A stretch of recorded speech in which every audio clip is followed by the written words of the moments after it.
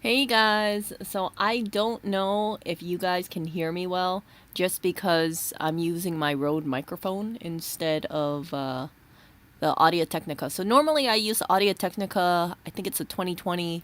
However, I forgot that in New York and I only have my Rode microphone. Here's the funny thing, okay? Well, it's not really funny. I was so sure, I thought to myself, hey, if I'm streaming, I gotta make sure I bring my Rode microphone because I know Lewis always tells me bring that Rode microphone with me, use it, use it, use it, and then I forget the Audio Technica one. That's the one that I normally use with the laptop. So we'll see how you guys hear me. Probably have to re-listen to myself, see if I can tell the difference between what's that word? The the regular microphone or the Rode. I don't know if it's pulling from the Rode. I don't know how it's working, but we'll see. Okay.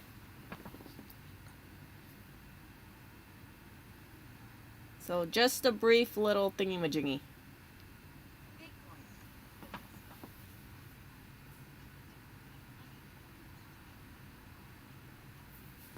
Test, test, test. Test, test, test. Test, test, test. Okay, I think you can. Maybe it's pulling. Who knows? It sounds okay to me. Okay, so sorry about that, you guys, for the first minute. Let's see over here. So stock market is down today. I was kind of surprised because I would have thought, hey, maybe the stock market's going to be up day after Thanksgiving. However, the reason why the stock market is down is because of COVID. I am going to just tell you guys straight up, I am so sick and tired of this thing. As you guys know, I'm back in Hawaii for the holidays, just for like a week or two. And what happened was is that yesterday in Thanksgiving, I went to go visit my grandma, and I remember I had all the turkey and I had everything all next to the elevator. And then this guy puts his bag down and then he tells me to move my stuff away because he wants to be 6 feet away from me. And I was just thinking to myself, yeah, so I was just thinking to myself, like, are you kidding me? Like, really? You wanna, I was just thinking, like, this is crazy. Maybe it's just me. Maybe it's just me, but I guess it's partially because, New York was considered to be the epicenter. And a lot of people, they have like fears about COVID. And call me careless if you want, but as you guys know, right? I spent a lot of time indoors in New York. For the longest time, I didn't want to go out. You guys remember like that whole Asian American kind of thing, the Asian attacks, and at this point, I'm just like, "Ugh, okay, I already got my shots.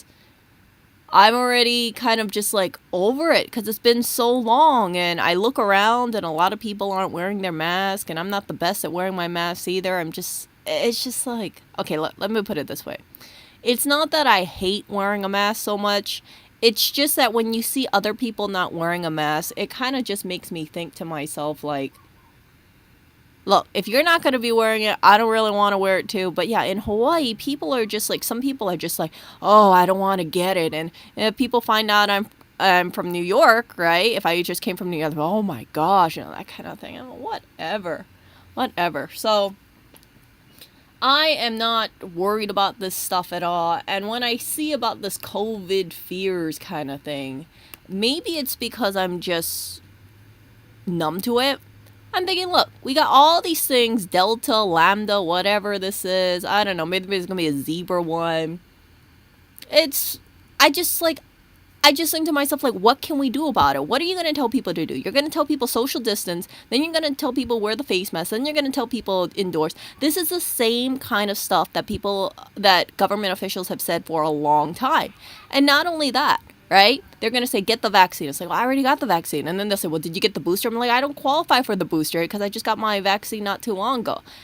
And my personal opinion here, you guys can, I know some people are people are going to say, oh, well, you just got to stock up on the hand sanitizer and all this stuff. I don't think we're ever going to get rid of COVID. I really think there's going to be new variants, and my personal belief is things are going to go up and down. We're going to see more of things more cases going up, And when you have countries or areas where they have high vaccination rates and the cases are still going up, it makes you kind of wonder, right? And you guys know businesses are not going to stop just because because of cases. At this point, I don't know if it's an American thing. I don't know if I can really say it's a global thing because I haven't been all over the world. But I think a lot of people have turned into this thinking where they say, look, I want to go back to my quality of life. I want to walk outside. I don't want to let this freaking thing make me fear for just living, right? And I think people are just going to say, if people die, people will die. It sounds very cold for me to say it, but I don't think anybody wants to have another shutdown. So when I hear about these little COVID-19 variant grips, I almost, when I look at this stuff, I almost want to say, like, did you guys forget, like, we've had many variants come out? Okay, stock market's tumbling down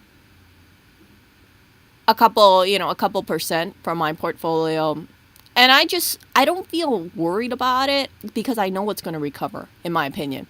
I think that if you average down, and I've always advocated this, you guys, if you're investing into the stock market and you're averaging down, in my opinion, you will be fine. Because it's not like if someone's putting in, let's say, $1,000, right? Let's give an example.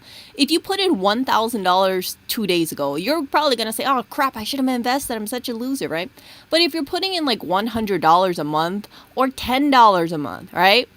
If it goes down 3%, whatever. Okay, next month you'll put in another $100 or $10 or however. You're not putting all your eggs in one basket at one time. Now, I do know some people are seeing this as, oh, sell because COVID is back over here. But for me, I kind of just see it as like a buying opportunity because this will not be the only time we're hearing about this stuff. I guarantee you this.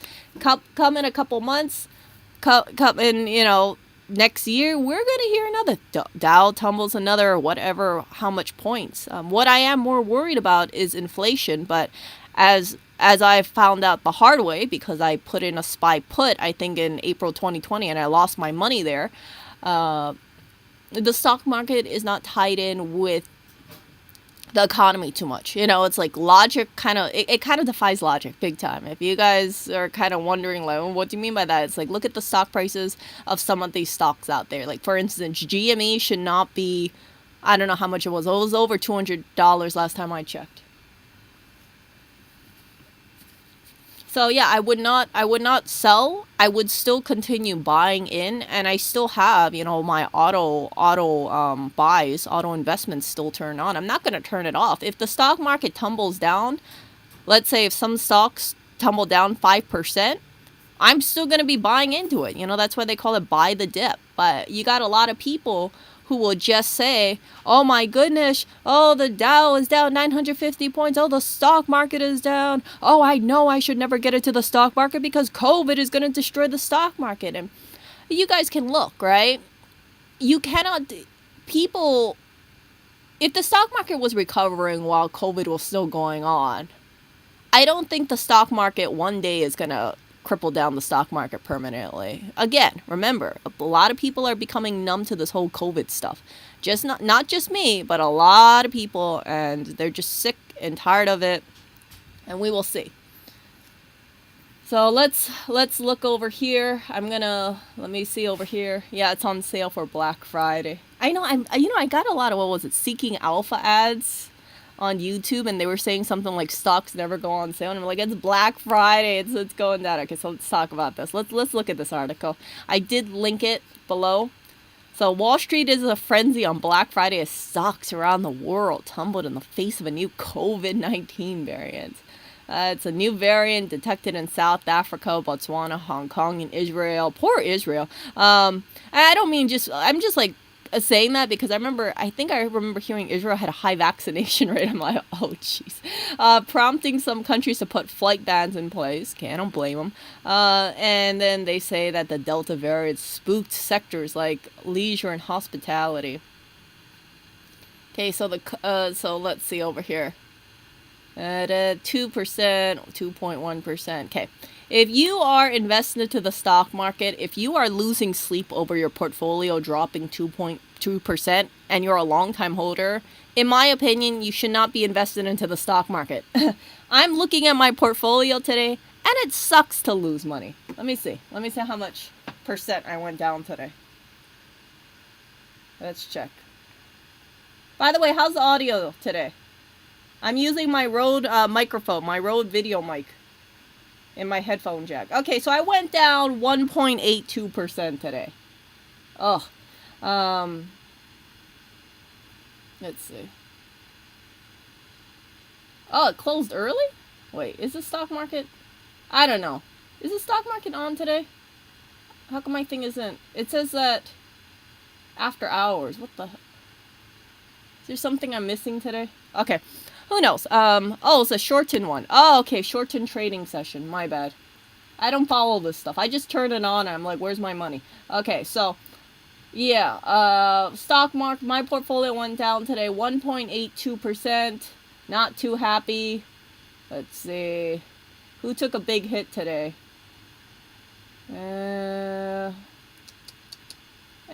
Not that much. Ooh, GME took a hit. Ooh, I'm surprised.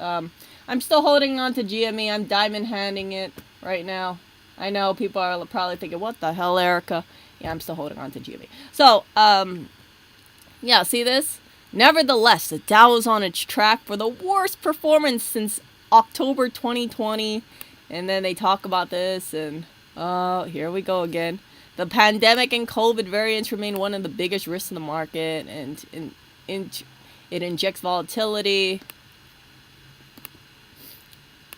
Let's see, healthcare stocks are going up. Oh, damn it! Really? Moderna stocks went up? Damn it. I never invested into Moderna or Pfizer. Oil's going down, though. Crypto's going down. Crypto's always volatile. Let's see over here. Gold prices. Oh, gold! Oh! Let's see. Let's look at gold price today. 1,800? What is gold price? What is the current price of gold? Is this for real? It's still one...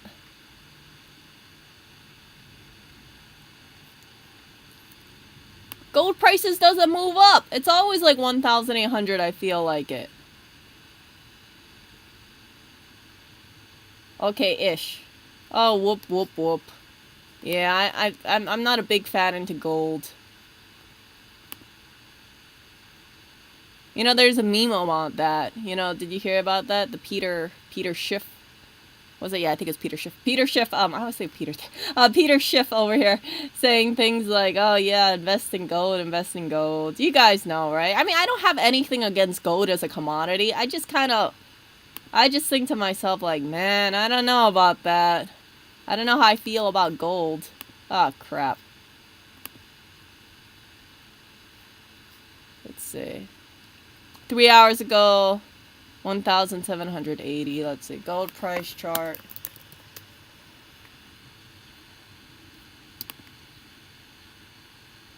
Gold graphs. How come we don't have a nice, simple graph? Like, tell me what the price of gold happened in, like... Okay, here we go. Let's look at the 6-month chart of gold. Okay, so I hit 1,900. Let's go in the 5-year. Okay, it's going up. Okay, 2017. Okay, it's going up. Okay, you went up a little. I just don't... Gold is not my thing. Okay, so... Anyway, so... With all this stuff, we will see what happens. I'm just totally tuned out with this whole thing.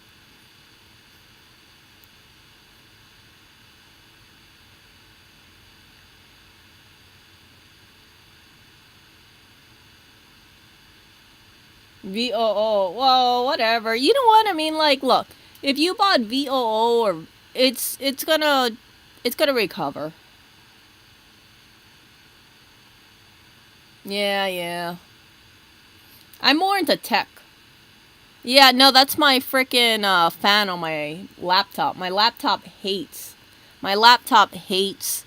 when when I stream on OBS. It takes a lot of resources, okay?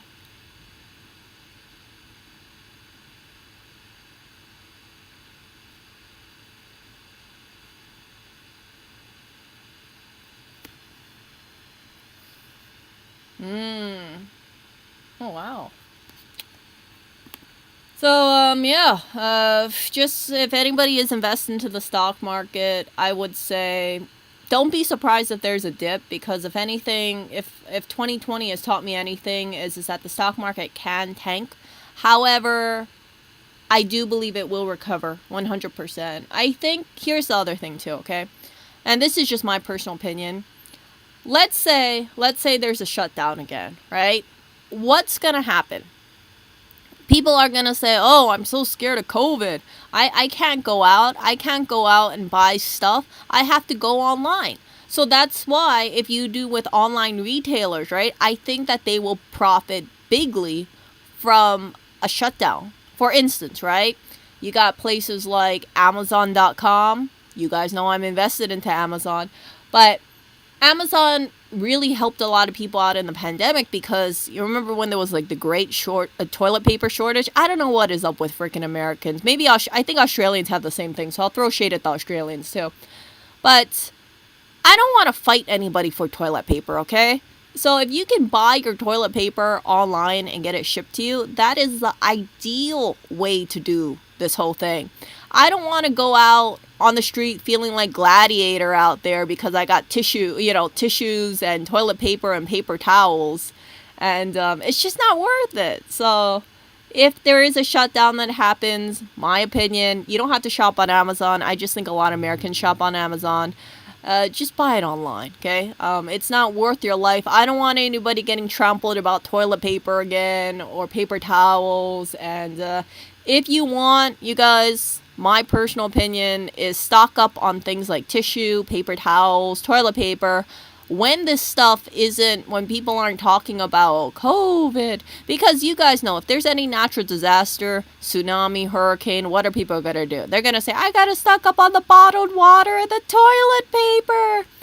So, just make sure you got enough. And if you overbuy, don't worry, because families go through toilet paper. You just don't have to buy toilet paper for an extra month or 2 months, and that's it. Okay?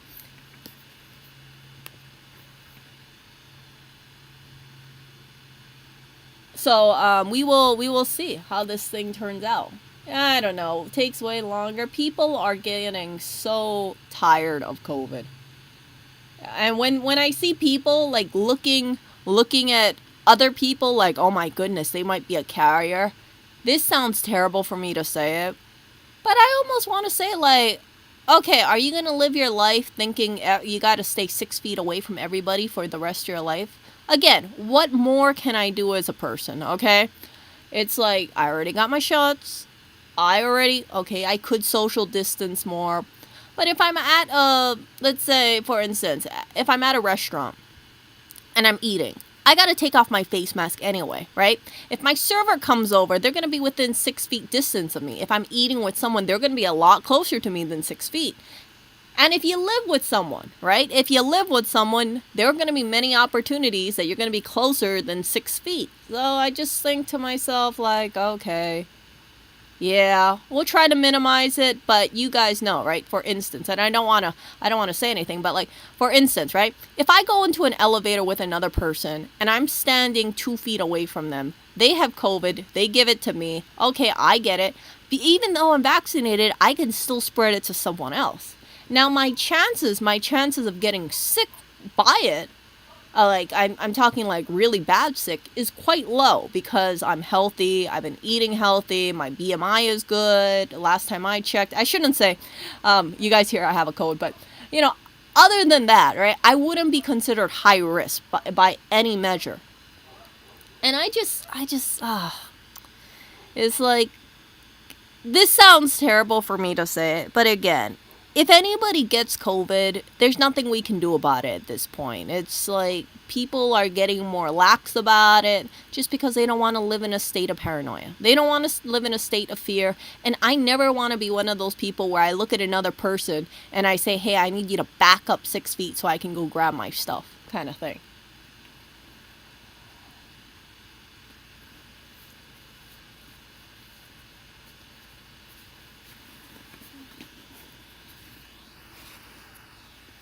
No, you know what the thing is? A lot of people got burned by buying SPY puts, myself included.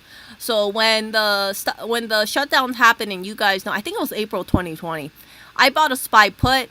I was thinking this is gonna, for sure, I'm gonna make money, right? Did I make money? No, the freaking stock market shot up. It defied all logic. And at that thing, even though I lost $2,000 off my SPY puts. Even though I lost my stimulus money, I thought to myself, you know what, I will have this be a learning experience for me. I will never buy a put or a call ever again in my life, because it's really like gambling. It's like, I thought to myself, for sure it's gonna tumble. For sure. But it did not. And all that stuff, all that kind of stuff. I think a lot of people who bid into the stock market, before this whole pandemic thing, they just kind of think to themselves, okay, this thing was supposed to tumble. Stock market did not tumble. Stock market went up. So even if it goes down, we know it's going to go up, because you guys know, right? If a crash does happen, once things start getting better again, people are going to roll their money back in, because they're going to say, hey, you know what? The stock market tumbled down. However, certain sectors like tech is going to be surging back up, and people are going to want a piece of that, because as you guys know, wages, right? Employee wages don't rise up nearly as fast as a stock's gains can be. There are certain stocks out there that they get way more than 3% a year. When people lose faith, I think, in their employers, and they say, hey, I'm struggling to make ends meet. Yeah, I'm not going to rely on my paycheck to get me rich, because the fact is that not everyone's going to be an executive, manager, CEO in their life. There's going to be a lot of people down there kind of in the lower levels, and they're going to say, hey, if I'm capping out, if I'm probably going to cap out maybe around 45,000 for the rest of my life, yeah, there's no way that those people are going to get rich unless they invest.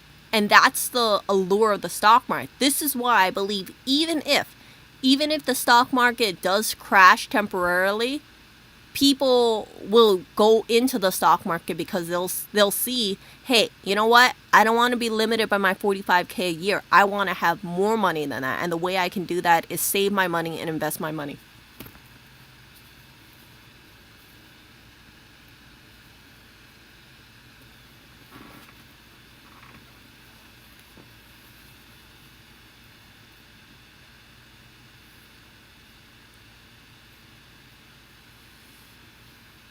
No, I mean, like, the people who don't want to get in, those people should have never been in the stock market again. I think a lot of, I shouldn't say weak hands, but a lot of people, they got shook out of the stock market when the crash happened in around, spring 2020, because they just said, oh, I don't want to lose all my money. And, I sold a few stocks during that time, because I thought, hey, I want to sell the stocks that I felt might not be able to recover so quickly with the sector. I sold it, reinvested it into other things. If I had just held on to certain stocks, I would have been up 30% or so. But yeah, I sold certain things, and I look back and I'm like, that kind of, it just irks me. It irks me a lot. But at the end of it, overall, my reallocations, it kind of paid off. So I'm not too worried about it. It's just that I could have had more gains. So now I'm going to be looking into this, right? Depending on how much this thing tanks, and I might go back into certain stocks that I sold off prior. But it ain't going to be Alibaba, okay? Anybody who thinks I'm buying into Alibaba, like, no, I'm not buying any more Chinese stocks.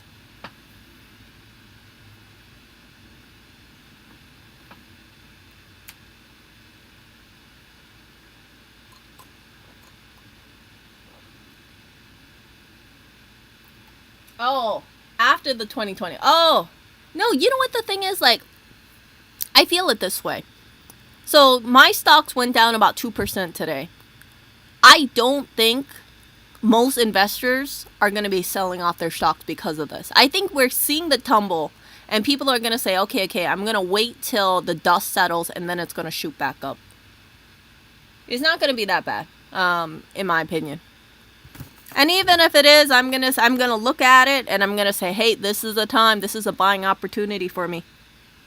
I'm happy I'm happy I didn't hold on to Baba. Talking about Baba, oh my gosh. So I think I told you guys I bought Baba back in 2018 around 211. I sold at 221. And I remember it went up a little and I thought maybe I shouldn't have sold. Look at Alibaba now. Alibaba is $133. Whoever had invested into Baba, and they must have invested prior to 2018. Look at this stuff. Holy crap. We're going back to like, where were we at? 2017 levels. See this? Can you imagine? Okay, this is a little me ranting over here. Can you imagine? If you invested your money into Alibaba in 2017 and you saw it go up and you're like, woohoo, my goodness, it's going up 299, and then it goes down. And then remember, right, Jack Ma disappeared for about 4 or 5 months. In my opinion, I don't think Alibaba's a bad company. I just don't like the volatility associated with Chinese companies. That's it. And I know I would be sick if I invested into 2017. Let's say my average was 139. Now it's at 133. You compare Alibaba to a lot of American tech stocks. Freaking the American tech stocks smoke Alibaba.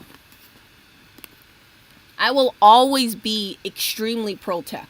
So that's, people give me crap about it and they say, oh, Erica, why are you investing into tech? Why are you so big into American tech companies? It's because I don't have to worry about the Chinese stuff like I have to worry about Alibaba. I don't regret selling Alibaba. I think I would have been sick if I held on to Alibaba. Because it's like you would just be waiting and waiting and waiting, right? Maybe it's going to recover, okay? But for me, I cannot handle the stress of seeing a stock go from, let's say, I bought in around, what price did I buy in? Like 200 something, I know.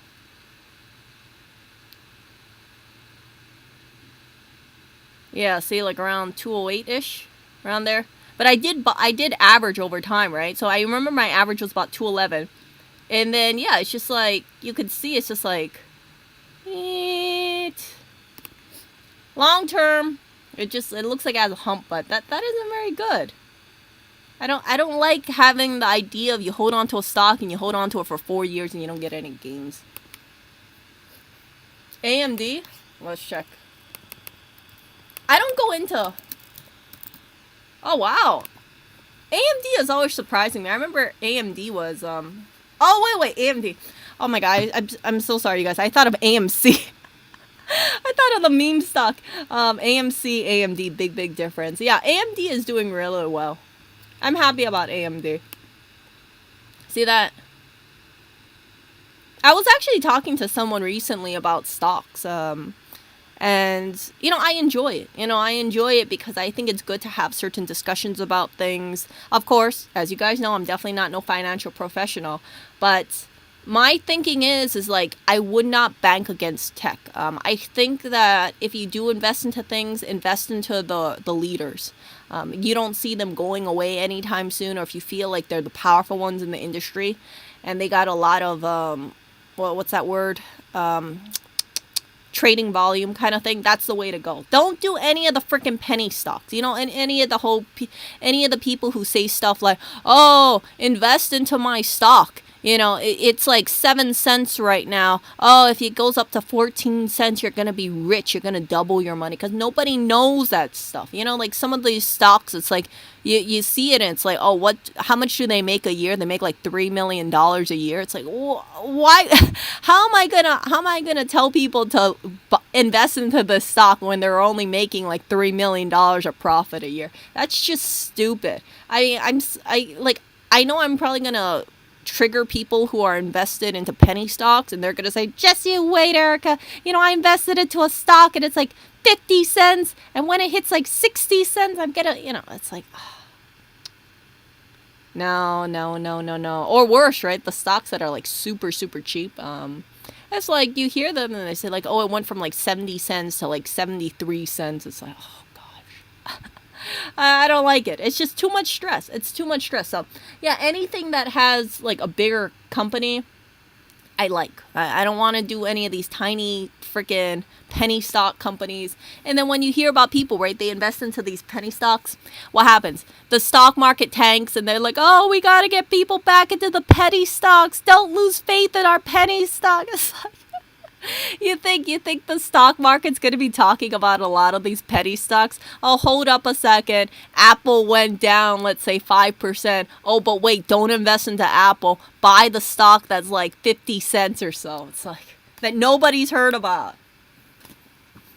Oh, I hate penny stocks.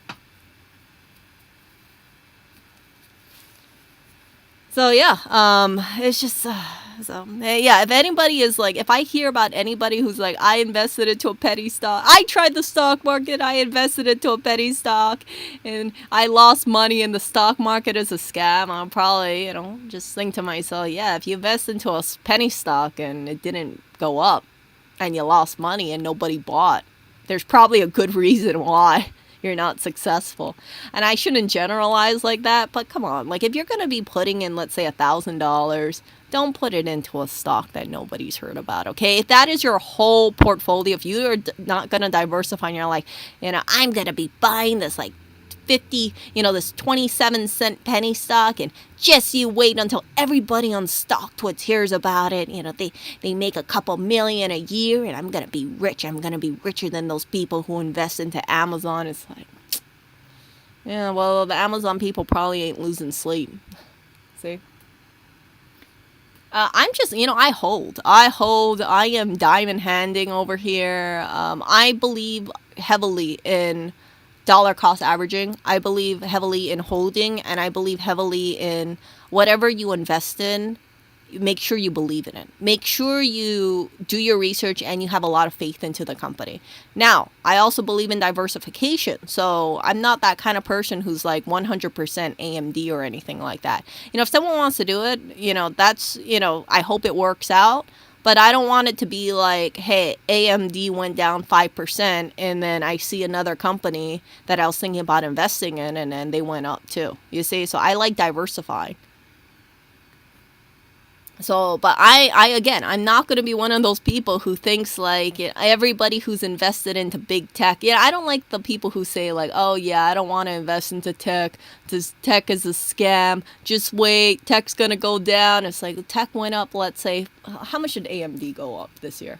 AMD went up 77% this year, okay? Even if AMD goes down 25%, it's going to suck, right? I'm not going to be too happy, but still. It's like you still have, if you held on to it for the past year, you're still holding up to like a 50% gain. So, and people believe heavily in buy the dip.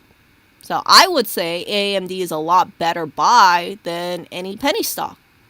People, can come at me about that kind of thing, but when people think about putting their money into something, they want something that they feel other people believe in. Other people say, hey, yeah, this is a leader. This is not like the one that nobody talks about. It's kind of like that person, and I think penny stocks is kind of like the person in the back of the room that's like, notice me, I want you to vote for me. And it's like, who are you again? Are you even in this class? Like, I've never heard about you before. I shouldn't be so mean to people who invest in the penny stocks. I really shouldn't be that mean, but I just like when you hear about some people investing into penny stocks, and then it's like, okay, why? Yeah, so, there's Microsoft and there's Apple, but as you guys, I don't know if I told you guys that, but I'm actually invested into both Microsoft and Apple, because I thought about it this way, right? Okay, let's say, I don't think Apple really has competition. That sounds very cocky for me to say it, but when I think about computer technology companies, I can't think of anybody who's on Apple's level in terms of marketing, in terms of brand loyalty, in terms of hype. I never heard about a Microsoft, event day. Don't even get me started with Lenovo, Dell, nobody cares. And Apple really has that kind of power behind it. They have the visibility. And that's something Microsoft tried to do, but I don't see anybody getting hyped about going to the Microsoft store. Whenever I see it, I always thought it was kind of like a front. And I shouldn't say that because I'm a Microsoft shareholder, but I think about it this way. If someone wants to diss Apple and buy into Microsoft and use Microsoft products, great, that's great because I'm invested in Microsoft too. But there's no denying that Apple's very good at the marketing, and people who buy into Apple products, they tend to be very loyal to Apple products. You will see people with a MacBook, with an iPhone, with an Apple Watch, using AirPods, and it's just something. So, you look at the Apple consumer. They like items that work. And yes, people might give a lot of crap to Apple saying, oh, it's so expensive, it's so overpriced. Why are people buying into this? They're just stupid. They're stupid idiots, But I would say that those people, it's like, they can hate all day that they want. I don't see anybody coming close to Apple in terms of a product lineup. And even if you try to spring up like things like Samsung, it's like there's no, it doesn't have that same level like Apple does. Like Samsung had a watch. Anybody care about that? Not really. I know Samsung has a smart tag. Does anyone care about that really? A few people, that's it. But then Apple makes AirTag, and then people carry the AirTag, you see?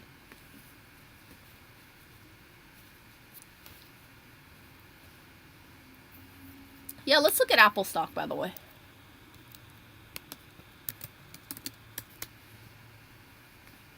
See this? Ooh, 156. Let's look at the 1 year over here.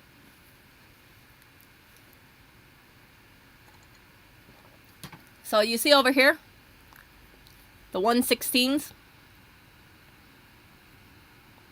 Over here. Right, the bottom one's over here. I'm not worried about Apple at all. It's like they're just dominating the field. I've said that before. And I feel like once they come out with the car, right, the iCar, I don't know what they're going to call it, the Apple car, stock price is only going to be higher.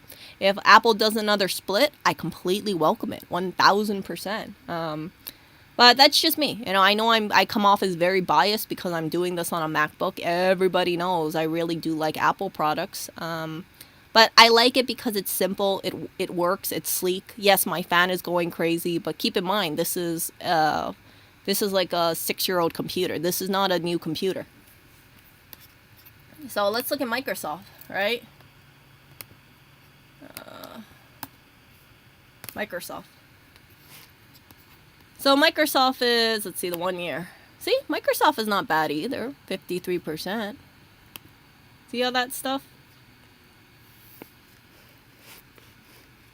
No, you know what it is, Brandon? I'll tell you. There are a lot of people out there who wish Apple bad. And they say things like, oh, Apple are just for the bougie people. Those are for the bougie people who want to show off. They think they're better than us. They just buy those overpriced MacBooks because they don't know any better. If they were smart, they would buy a Dell. They would buy a Surface or whatever it is. It's like those kind of people. They're just so hateful towards Apple. And it's like, I think to myself, look, people can go walking around with their 7-pound laptops and say, yeah, this will smoke a MacBook any day. But it doesn't, it's like, I don't want to carry around a 7-pound laptop or anything. Those big clunkers? I don't like it. I like having a thin laptop. And I don't care if my laptop is more expensive than a competitor, right? Because I just want a laptop that's easy. I've told you guys several times the reason why I like MacBooks so much is because I like the operating system. I really like it. It's very intuitive. I'm not very much into, you guys don't see me doing Linux anytime soon, okay? I'm basically that kind of person. Hey, let me restart and let me see if my problem goes away. If anything breaks, drivers, I don't really want to go down the rabbit hole for a couple hours. And it sounds very pretentious of me, but not everybody out there is very savvy into tech. And I don't expect people to do that either, to know that stuff. I think sometimes there are people out there who say, what? You don't know how to build your own computer? You're a dummy. You're stupid. Everybody knows how to do it. Oh, you don't know how to, troubleshoot, and you don't understand all this driver stuff. Like, you don't understand how to fix your own computer. Wow, you must be a super idiot. Because if you're intelligent, you know all this stuff. And I think that's why when people go into Apple, they're saying, yeah, you're right. I don't know how to do this stuff. And that's okay. I'm just going to have a computer that works because I don't want to go into this sword waving contest over here where people are just like getting off on their hardware. It's like, I don't talk about that stuff, right? I just want a computer that works, that turns on. And I think that's why some people are very much against the Apple, what they consider to be Apple fans, because they say Apple fans are nothing more than people with money that buy stuff that is inferior to the PC race, but they're so stupid because they don't know the stuff that we know. They don't know how to build their own computers. They don't have a water cooling system. Yeah, they're just like little hipsters.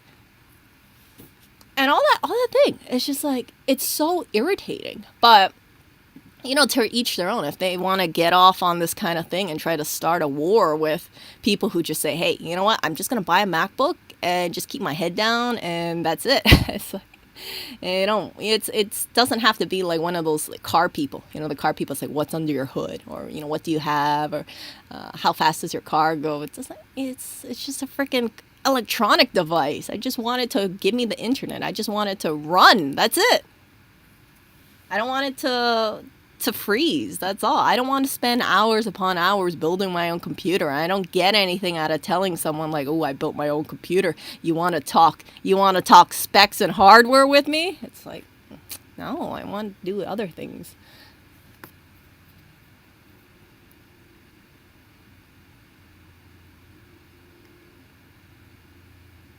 So yeah, it's like, that's why businesses do, a lot of businesses, they run on Windows. I've seen a lot of businesses with the Dell desktops with the Windows software in there. I forgot what Windows it is. You know what I'm talking about? Not XP, but like Windows 7 and that kind of stuff.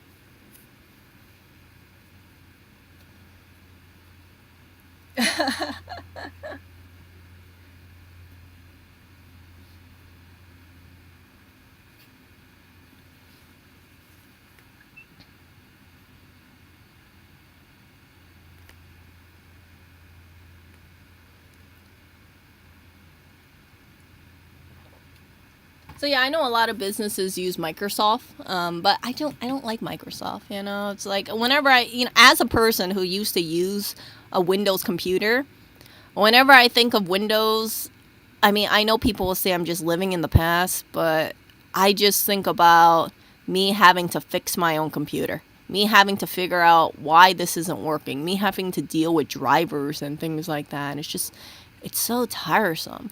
For instance, right?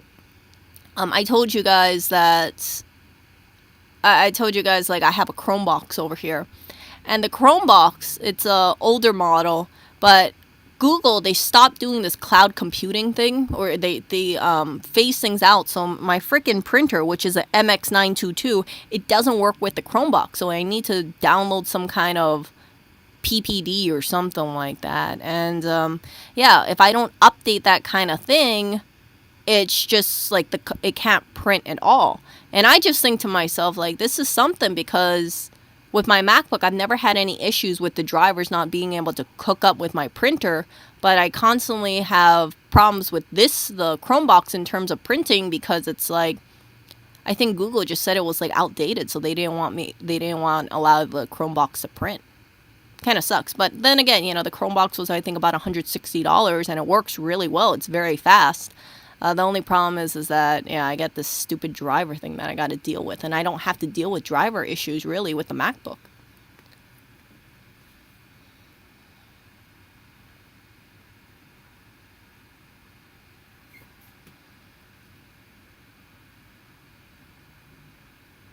Oh, Ricardo, let's see over here.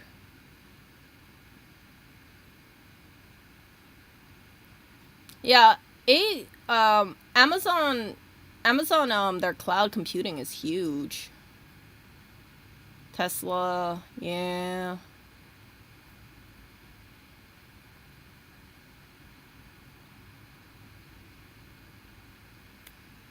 Yep.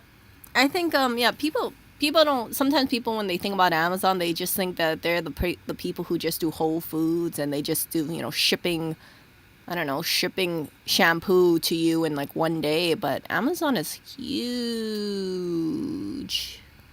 I've shared with you guys my thoughts about Amazon, actually. I don't think Amazon's going to go anywhere. There's no competition for them. I mean, Walmart tried. Target, I mean, frick, Target, whatever. Target can't even compete in the online game. I can't think of any company that's going to give Amazon a run for its money anytime soon. Because even if they come out with a company that's similar to Amazon, the problem with that is that they don't have the infrastructure that Amazon does. Amazon has a head start, and Amazon has also diligently been working on things, right? They never sat on their laurels. I think they continually push. They continually forge forward. And if they're not just sitting around getting complacent, I'm not seeing how any company will compete with them. No, some people are very much into Tesla, long-term growth. I'm invested into Tesla, and the way I see it is, if Tesla is going to, I think Tesla is ahead of their competition. However, I'm not. I kind of wonder what's going to happen in 2024, 2025 when Apple comes out with the car, because Apple, I know they're going to knock it out of the ballpark. Apple will not release anything that they feel is subpar. So it's healthy competition, right? Apple's working on their stuff. They have a team dedicated to it, so it's not like they're stopping product lineup just to focus on the car. But like Amazon, Apple's being incredibly diversified in their product lineup and their subsidiaries. Well, not really subsidiary, but more like, their product lineup is so... They got into everything. They got into watches, smartphones, computers, backup machines.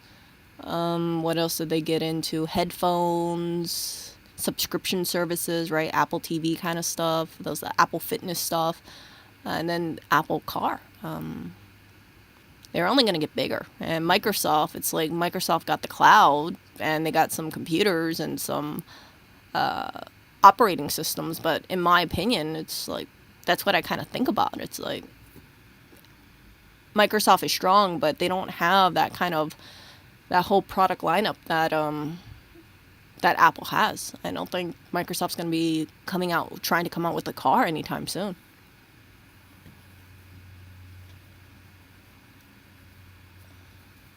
No, but Apple is saying that they want to have a full self-driving car, not just like an Elon full self-driving. They want to have a completely full self-driving, and I honestly believe they can do it. I think that they have the infrastructure in place. I think that they just got to refine certain things. Now, how they are going to do it, my brain can't process it. But they've been working on Project Titan for a number of years, allegedly, and they have some really good minds on it. They also have they have a lot of money, right? They have a lot of cash reserves. And if they're able to knock it on the ballpark, people are going to just jump on to that. Now, I've shared with you guys too, right? It kind of makes me worried about the competition, because you guys know, people have spoken about other companies trying to follow Tesla's footsteps. I want to say it's Volkswagen, but I might be remembering it wrong. I kind of think that the forerunners, and this is just me thinking, right?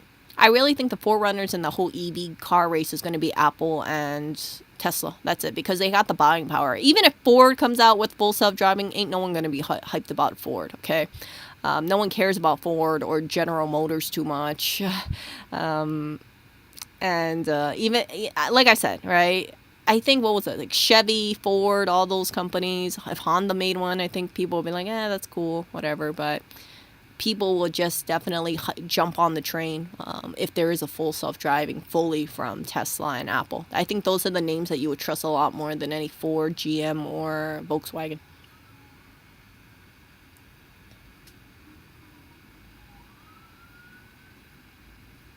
In terms of consumers being hyped up in terms of buying that car, if you gave anybody a choice between like an Apple car, a Tesla car, and a General Motors car, and they're all full self-driving, no one's going to really pick General Motors, in my opinion.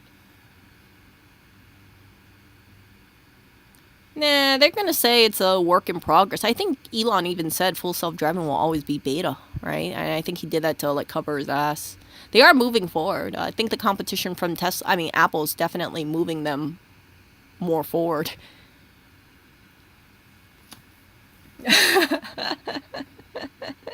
I have never ever heard anybody being all like, "Hey, did you guys know I just bought a GM car recently?" It's like, what?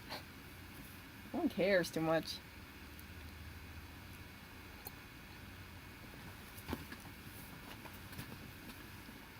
But yeah, Apple will not. Am I still into crypto? I am. I'm holding on to Bitcoin, but that's it. I'm not gonna be doing any Monero or I know people are gonna give me crap about that. Go into this, go into this, go into this, Erica. But one thing I noticed about cryptocurrency is I don't like the volatility of it. As I told you guys, or as I showed with you guys earlier today, right? Bitcoin dropped about 8% today. Now, I'm not dissing the Bitcoin people, but I'm just saying, like, if you have a healthy amount of profit, let's say you bought Bitcoin when it was $1,000, you're not going to be stressed out if it falls 8% today. But if you bought Bitcoin at, let's say, 55,000 and it dropped 8%, yeah, you're probably not going to be too happy about it. So I don't like the volatility of Bitcoin. I don't like the volatility of cryptocurrency. I don't have the mindset for it. So yeah, I go into it, but it's not nearly as much as my stocks. I don't feel like there's just so many cryptocurrencies out there. And my worry is that like, yes, people are talking about cryptocurrencies left and right. And there's like probably 1,000 cryptocurrencies. I don't feel comfortable parking my money into a cryptocurrency unless it's like a leader, something like Ethereum or Bitcoin. I don't want to like do any like, Hawaiian coin or anything like that, or sushi coin, or like a coconut coin or anything like that. It's like, what? It's like, oh yeah, I got a bunch of coconut coins. Okay, so what do you do with the coconut coin? You just hold, but buy into the coconut coins. It's like, I don't like that. That's why I would say if you really bank on cryptocurrency, go with the bigger ones. Don't go into these like sesame coins or rose coins or all that stuff. Cookie coin, yeah. Don't go into cookie coin. It's just I don't feel comfortable with that kind of stuff. I would feel terrible if someone said, "Oh, I'm buying into this," French toast coin. It's okay, so tell me about French toast. Oh, I think it's going to be big. I think it's going to be huge. And it's like, okay, does anybody talk about French toast coin? No, not really. It's like, oh, but I'm going to be putting a lot of money into French toast coin. It's like, I don't like it.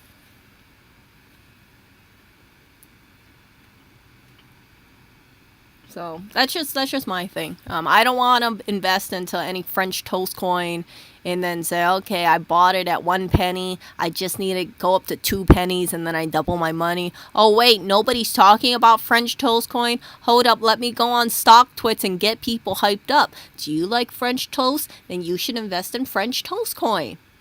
And people will be like, oh, okay. Yeah, French toast coin is only 1 penny. And if it goes up like to 2 pennies, then you'll double your money. Can you imagine getting rich off of French toast? It sounds like such a joke, doesn't it? And I don't want to call cryptocurrency a joke because I don't believe all cryptocurrencies are a joke, but I do believe heavily that you got a lot of these coins that are popping out of nowhere, and I think a lot of these coins are scams. It's because like people, if they're investing into their money thinking that it's going to be a big currency, you're really shooting yourself in the foot if you don't have that many people really into it. I could make a little freaking Oreo coin out there, but if nobody is, doing my coin or trading my coin actively, it's like it's pretty much useless. See? So I would not park my money into any cryptocurrency unless it's something big, unless it has sizable traction, something like a Bitcoin. If invest into Bitcoin and it drops down to $3,000, well, you're not going to be the only one. I don't see Bitcoin dropping down that low, but that's just an example, right? I feel more confident in Bitcoin recovering than a freaking French toast coin if it drops down to 0.001 cents.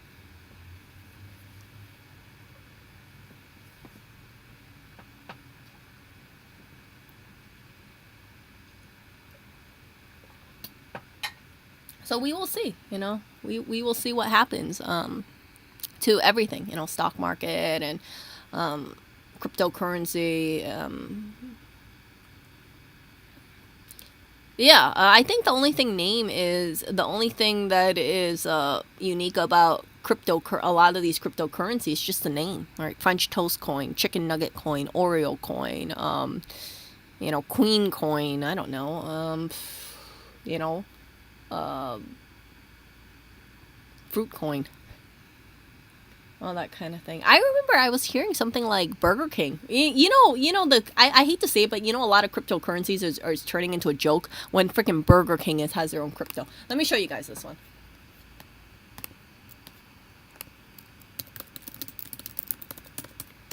Like, look at this crap.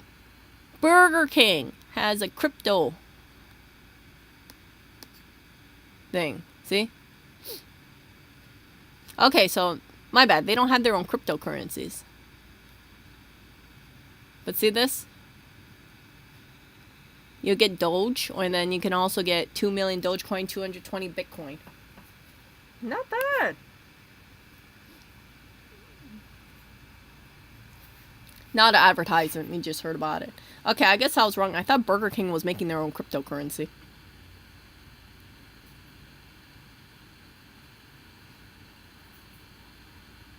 See this?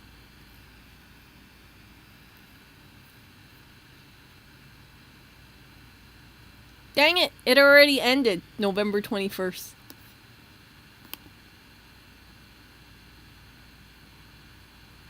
Oh wait, no, yeah, okay, I wasn't wrong then. Yeah, they had in 2017 they did launch their own cryptocurrency called the Whopper coin in Russia. Oh, look at this. They got forgotten with no recent sales. Okay, so I did hear that they had their own crypto.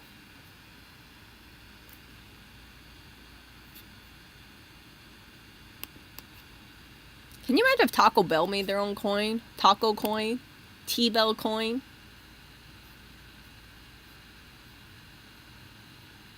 And it was only 21 days, too. So it just ended. I wouldn't even know what to buy at Burger King. Chicken nuggets, maybe? I don't know, a pie? Who knows? So yeah, people are talking about that kind of stuff.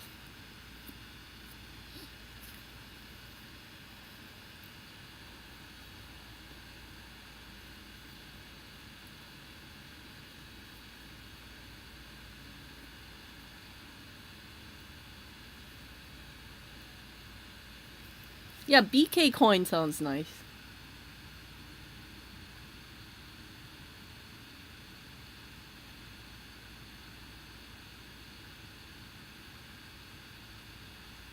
What am I reading about Apple?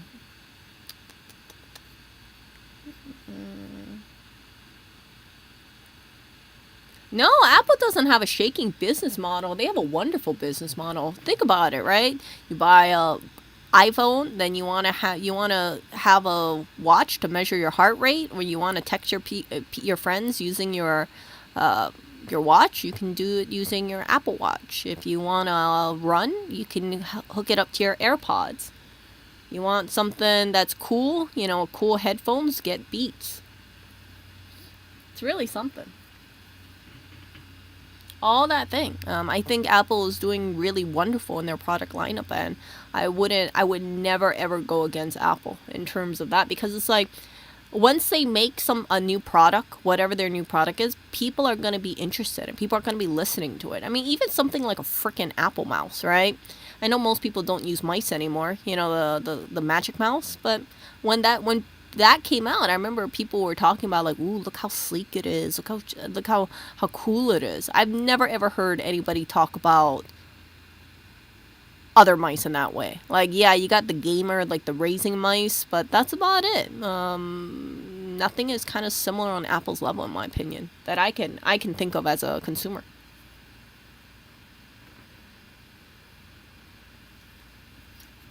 Yeah, but people don't really care about that. People would say, "Oh yeah, you're right. We got a bunch of chargers anyway." You know how many? I have like about 4 Apple chargers around here. Apple cords around here. I have 2 laptop chargers here, and yeah, it's like that's it. It's like you don't need to have so many cords. And if they talk about the environment, it's like okay. And plus, you got to think about it this way too, right? A lot of those cords, like they fall apart after a while. If you guys have ever seen an Apple cord, you can just have it lying around for a couple of years, and the cord literally disintegrates.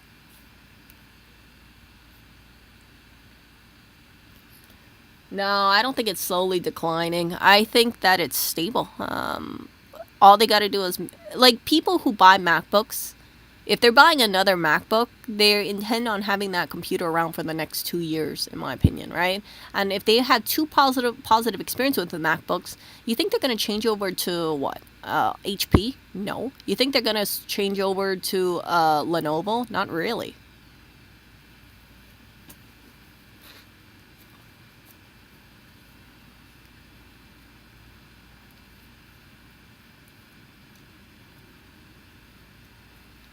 Yeah, but the cables are, like the cable's not a big deal. Like I have, you guys know, right? I've had certain cables and it's like they just start disintegrating and I'm like no big deal because even my other cables like Belkins for instance they break, they fall apart, that kind of stuff. It's not a big it's kind of like a fact of life. Like these cables, charging cables, phone cables, whatnot, they just don't work after a while.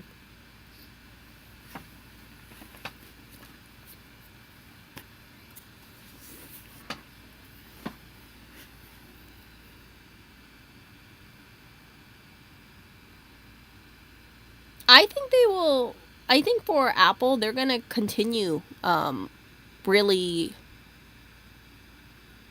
pushing people, in terms of their product lineup. I think that when people say, "Oh, Apple is just MacBooks" or "Apple is just iPod or an iPhone," they're gonna say, "Wait, we got this, we got this, we got this, we got this, we got this."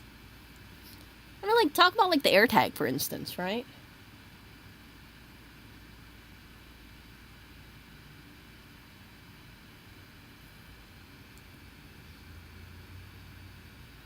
Yep.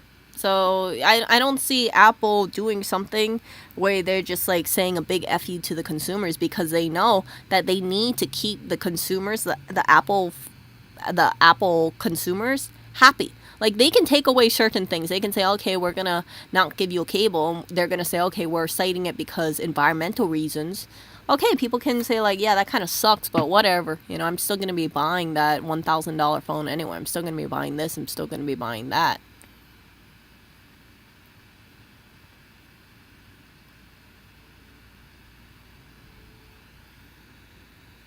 Yeah, I think the service is just as like kind of like a cherry on top. I don't think it's they expect to just live off of services alone.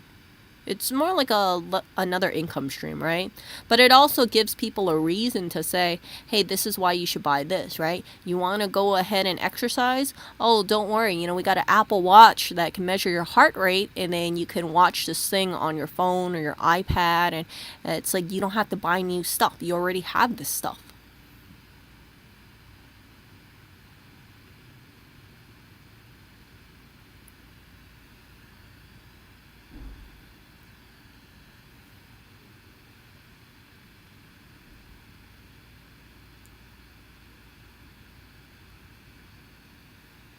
Yeah, and I can tell you from personal experience, a lot of times if like an Apple product doesn't work, they're just gonna, a lot of consumers are gonna say, "Ah, man, that sucks." But then they'll think about the pros and the cons, and they'll say, "What if something similar?" They're gonna say, "Ah, it sucks that I have to pay a premium to get this thing fixed, but I'll just pay it anyway because I really like using my MacBook. I really like my iPad." I don't know. I think that I think Apple's very strategic. I don't think, like, some people might think Apple is really stupid or they're going things about the wrong way, but I think everything that they decide to do or decide not to do, they have a specific reason why. I believe that there's definitely like a big team that probably goes through all the pros and the cons, and probably you have like a bunch of executives who say, okay, yeah, this sounds cool or this sounds nice, but logistically we can't do this, or hey, maybe we can squeeze more money out of the consumer by doing this or this or this. Kind of like and I don't really want to mention it too much, but like Peloton, for instance, right? You know, Peloton is the $2,000 bikes, and then they say if you want to be on the subscription service, it costs like $50 a month. I think Peloton, I'm not a big fan of Peloton. I'm going to be upfront with you guys. Peloton stock is going up. But, see that? So, look at this. They went down 50% in the last month. So this is like the famous $2,000, I think it's like $2,000 exercise machine over here. And look, if people are coming home, if people are staying home, they're going to say, hey, let me go get this Peloton exercise bike. But the problem is that I don't think Peloton is that much better than any other exercise bike. People might say, Erica, you just don't understand because you don't have a Peloton. But at the end of the day, right, a lot of people, they just don't like using equipment at home too much. I think that people, if they really wanted to exercise bike, they could have done a cheaper option. So point being is that Peloton, it's overpriced. You got a high subscription service, and maybe you can get all your workout done at home, but you're not really having much of cost savings if you're paying $50 just to sit at home watching these classes and pedaling on your bike.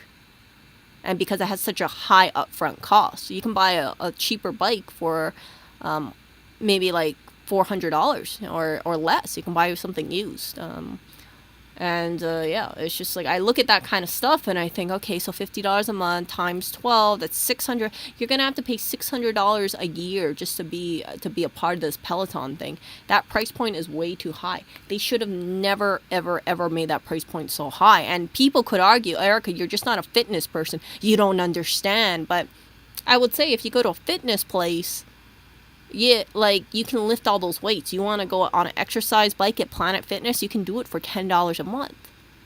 At the end of the day, I don't think the exercise you get from a Peloton is so much better than going to a whole gym. And that's just my stance.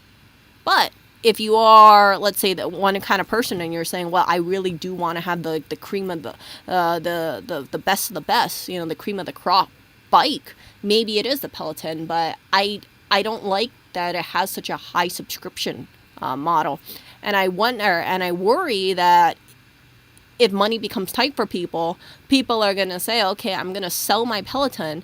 But then there's going to be people out there who say, okay, well, even if you're selling the Peloton for $1,500, they're gonna think to themselves, they got to pay $600 a year just to have the subscription service. That's not worth it.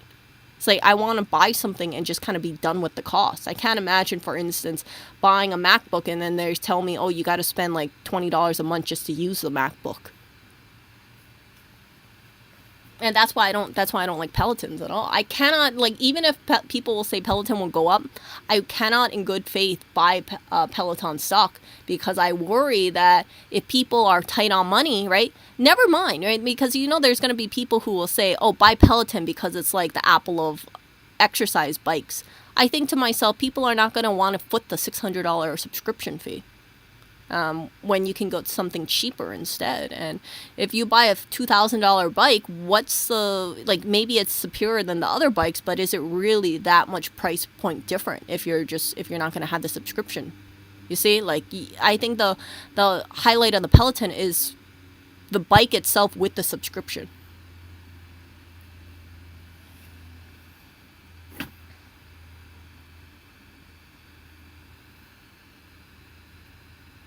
Diehards, yeah, but all the diehards, they probably already have a Peloton. I don't imagine anybody who wants to throw out a Peloton every 2 years or so just to buy another Peloton. So I'm not interested in Peloton as a stock. Oh, talking about bougie stuff that I think is overpriced. And I know this is like falling over here, but let me just talk about this because we're talking about overinflated stocks, and I'm not going to be sad if they fall even more. Okay, okay, let's talk about Peloton stock. Okay, can you imagine you bought Peloton stock around here 161? I don't know if they did a split or what, or if it just dropped, but like yikes! Like look at this. Look at the prices over here. So we're November 30th, 2020. And you're like, I believe in my overpriced exercise bike. I believe in it. It's going to go back up. It's going to go back up. It's going to go back up. Oh, yeah. We're going back up. We're going back up. We're going back up. Yeah. Oh, wait. We got to go back.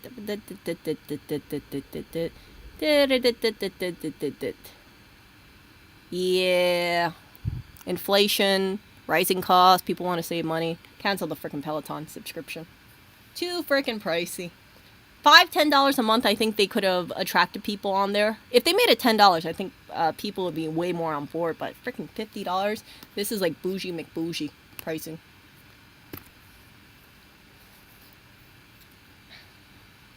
Yeah, and here's the thing, right? If you have a Peloton, right? Let's say you're like, ooh, I got a Peloton at home.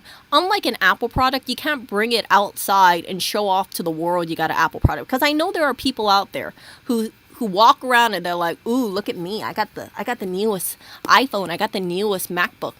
And then, they feel happy because everybody can see if they're at a coffee shop what computer they're working on, what phone they're using. You can't get that with the Peloton. Nobody knows you have a Peloton. If people know you have a Peloton, they probably went over your place, or alternatively, you post it on social media. Ooh, me exercising on my Peloton again. You don't have that brand awareness like you will have with an iPhone. Even like workout leggings, right? For women, Lululemon, for instance, like people walk around, they have a Lululemon purse. I've seen that. They got a Lululemon yoga mat and they strap it around on their back. I've seen that. They got Lululemon leggings. I've seen that. You can't walk around holding a Peloton going down the street in New York. So yeah, it's like I think people are going to look at the Peloton and say, ooh, I heard about Peloton. But if you have to keep it at home and you can't show off to a number of people are not going to be interested in this stuff. Like the people who are really into showing off to people, they're going to say, I'll rather spend the $2,000 on an iPhone or something. There are a few people who are like that, okay? Like even a car, right? Like if you buy let's say a Mercedes, you can ride down the street and say, ooh, look at my Mercedes. It's so nice and so shiny. Or look at my BMW, that kind of stuff. You can't do that with the Peloton. I'm just not seeing how Peloton is going to kind of position themselves if people only have it indoors. See? So yeah, people are going into, let's see, they're buying Zoom and Peloton. Yeah. Even if Peloton goes up, people, Peloton, I assure you guys, will fall into the whole pre-owned section again. People would say, I bought my Peloton back in 2020, and I thought I was going to use it, but I only used it 5 times. Let me sell it on Craigslist.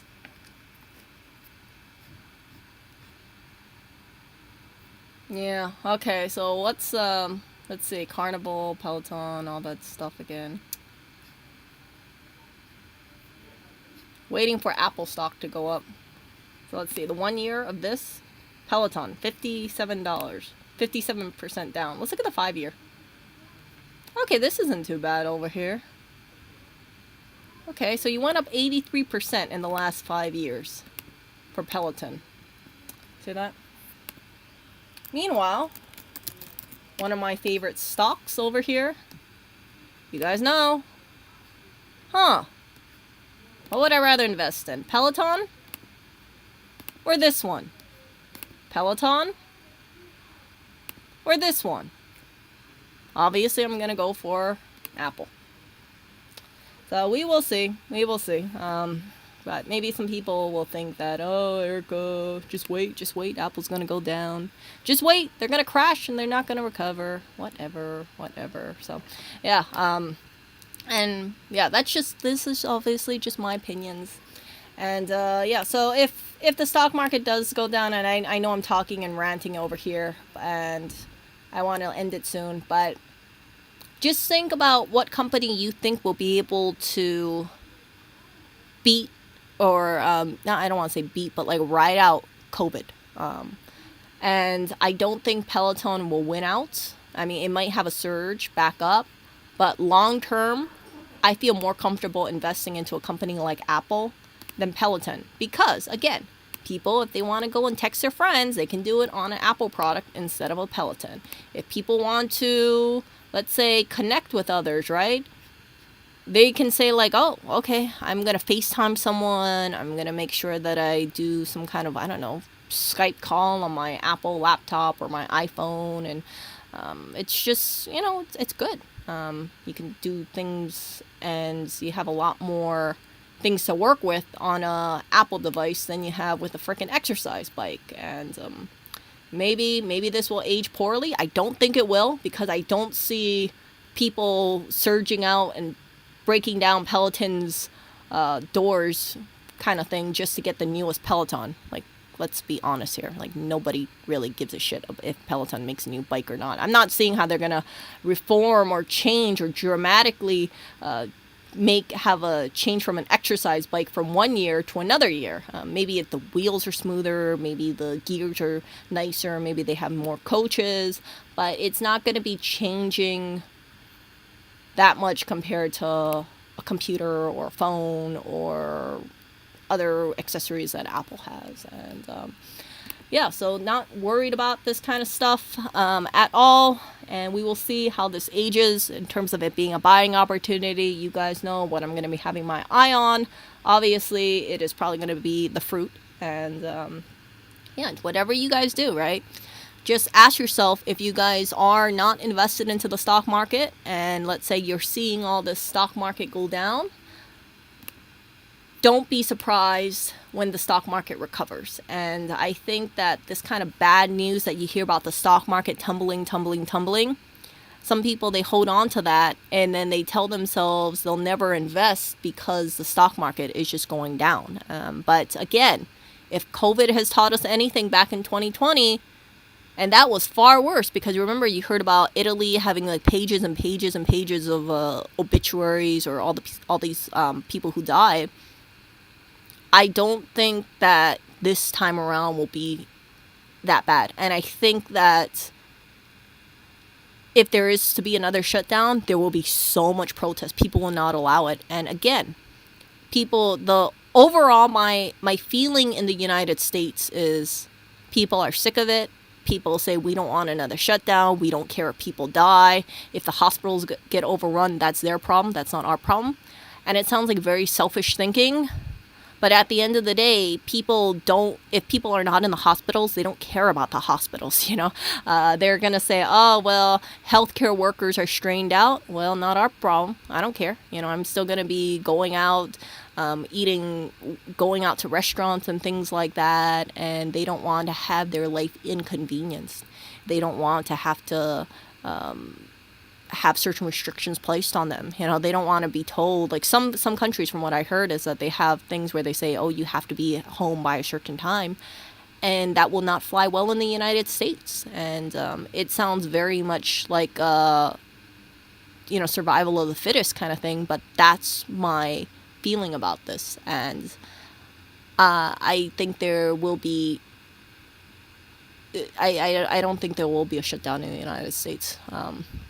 So much resistance will be put in place now.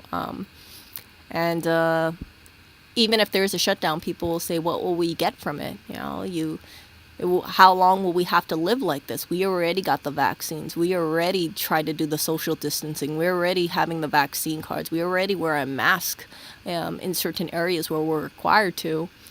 And and then again, when you hear about other countries and they have high vaccination rates, or they try to do things better than the United States and their cases are going up, people just lose hope. People just, they don't care. It's kind of like a person who is taking a test, and they studied all the time for it, and then you find out they failed the exam, and you kind of think like, oh, these people are really smart. If they fail the exam, I'm not even going to prepare, because I see how one person who studied for a test and they're really smart and they did everything perfectly, they could not pass this exam, so why should I even really study? Why should I even put in that much of an effort? And you guys kind of get what I'm saying, I think. Like, when people look into other countries and they see the cases going up, it just disheartens people. It disheartens people for putting in a full effort, and it is even more disheartening if people do put an effort in and then they see other people just not wearing a face mask. They see people not caring about social distancing. They see people who say, why are you even wearing a face mask? Like, do you really believe in that kind of stuff? Why are you wearing like face diaper and things like that? And people follow suit. So if you are, for instance, in New York, a lot of people don't wear a face mask anymore. But if you're in Hawaii, a lot of people do wear a face mask. If you're supposed to be in like an elevator, you're supposed to wear a face mask. So I always keep a face mask with me. But yeah, follow suit and see which people wear face masks and which one doesn't wear face masks. It's interesting. It's interesting to see how people feel in New York versus Hawaii. Yeah, people are going to fight against that. 1,000%.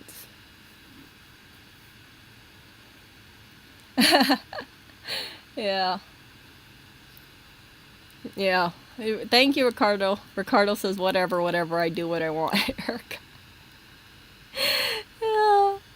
I mean, like, I tried, you guys. Like, I don't want to tell you that I don't believe in it, because I definitely do believe it exists, but I tried to do the right thing. I got my vaccine. My family wanted me to get it, so I got it. I didn't want to get it, but I got it. And then I did the whole face mask thing, tried the social distancing thing. But it's something where you kind of look around, and maybe it's because I was in New York. You kind of look at people, and people are like, oh, 6 feet? Okay, yeah, whatever. It's like you can't be really 6 feet across from each other in a supermarket aisle.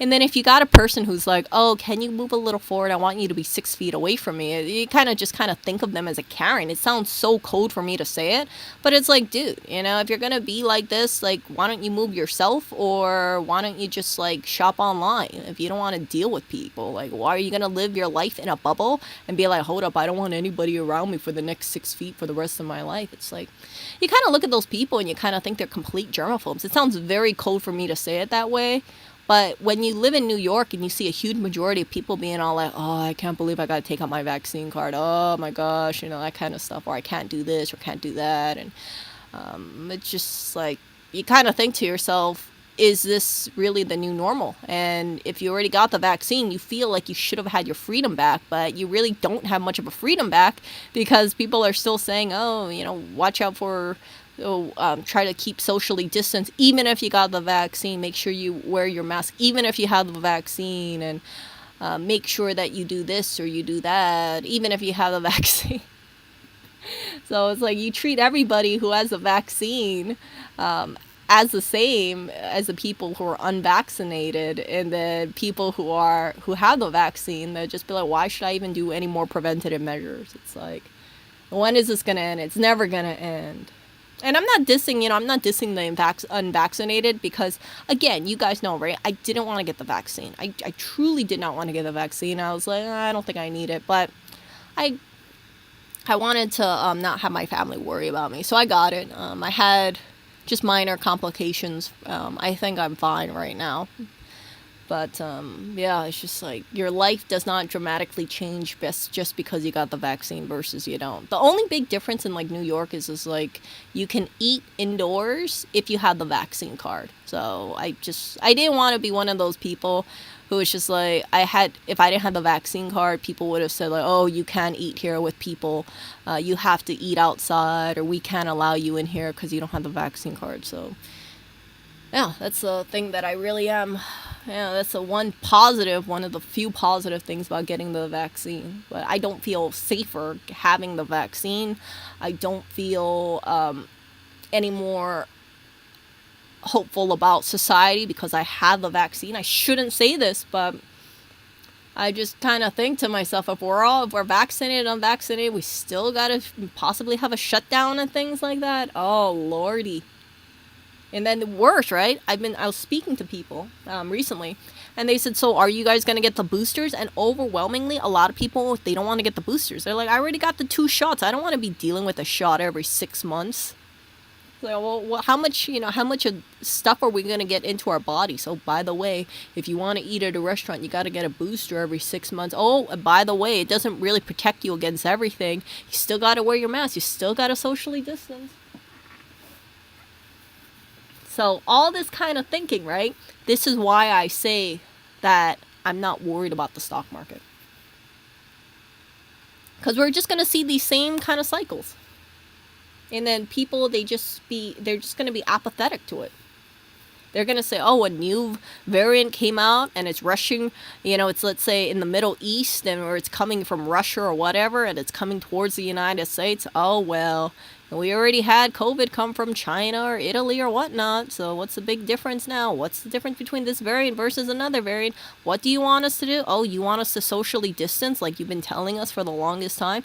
Oh, you want us to get our vaccine? We already got the vaccine. Oh, you want us to get a booster in hopes that it protects us? Will it protect us from this variant? Oh, you don't know? Okay. Do I want to be a pincushion again?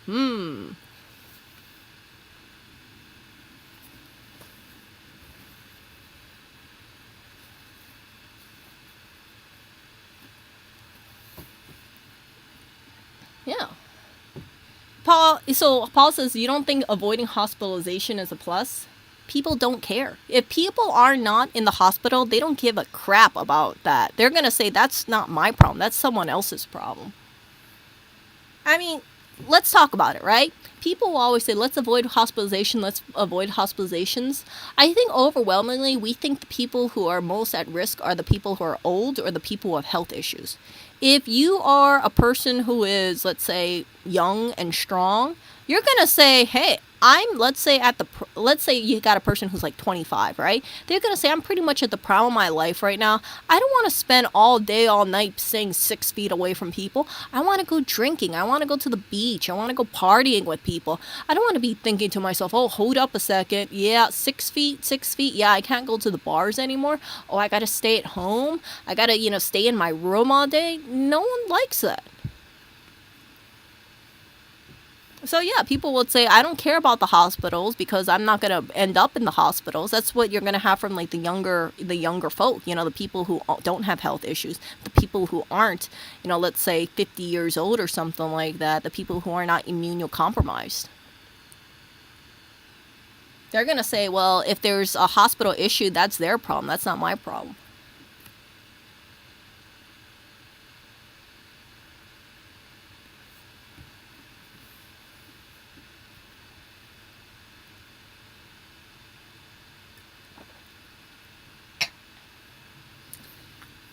Yeah, but then you also got people, right? And I've heard about this too, where people would say, "Oh, I had to go to get this," and I've known family members, right? They had to get like a elective surgery before, and it's just minor stuff, right? Let's say like a checkup, a kind of thing, and or like a biopsy, and then let's say if they say, "Oh, we have to reschedule because of COVID," people are going to say, oh, okay, no big deal. Oh, I guess all the sick people are at the hospital anyway. It's like not that much of an issue. And plus, people will say, if you have a family member who dies from a heart attack because they weren't able to be seen quickly enough, or if they're not able to get cancer treatment because of that, they would put the fault on the hospital and not the people, because they would say the hospital's job is to make sure you have adequate coverage. And if you don't have people like nurses, enough of them, that's probably because a lot of people, and I don't want to say a lot, I would say a portion of people got fired because they did not have a vaccine. Those nurses and doctors who refused to get the vaccine and they got let go? It's like, I kind of thought to myself, I said, look, I understand why you would let these people go. But then I also think to myself, these are medical professionals. If these people are not working and if you don't have enough coverage for these people, let's say you got a team of, let's say 20 people, right? 20 nurses, and 1/4 of them don't want to get the vaccine. So you let go of those 1/4. You better make sure you hire enough people to make sure you go back to the 20 that you need. Because if you have a nurse shortage, and then let's say you have an influx of patients, and then it turns into, oh, well, we can't see a lot of these people because we have a shortage of nurses. People are going to get pissed off. People are going to say, well, why do you have a shortage? Oh, we have a shortage because we had a vaccine mandate and those nurses did not comply. People are going to get pissed off at the hospital. They're not going to get pissed off at the unvaccinated nurses. That's my thought. Same with like firefighters and stuff. You know, you got people who are in the police force, firefighters. They refuse to get it because they said, I don't know what the long-term effect is. And you got people who say things like, oh, those people, those firefighters, those nurses, all those people are idiots, right? They should just take it. I understand where they're coming from, because the truth is like nobody knows the long-term side effects. And I'm not spreading misinformation here. I'm just saying, like, people would say it's safe, but then people would say, well, what is the precedence? How many of these vaccines have you given out? How do I know I won't have a complication down the line? And that's what makes these people fearful. You know, it makes them think, if I'm going to have COVID, I might as well just, I'd rather have it than deal with the vaccine. I get it. I absolutely get it. I'm not going to tear these people down for not wanting to get it. But when you have a shortage of first responders, police officers, and nurses, and if the situation gets really bad, right? Let's say there's a fire and they say, oh, we don't have enough firefighters now. Again, people will not blame the firefighters who are unvaccinated. They will blame the government. They will blame the unions.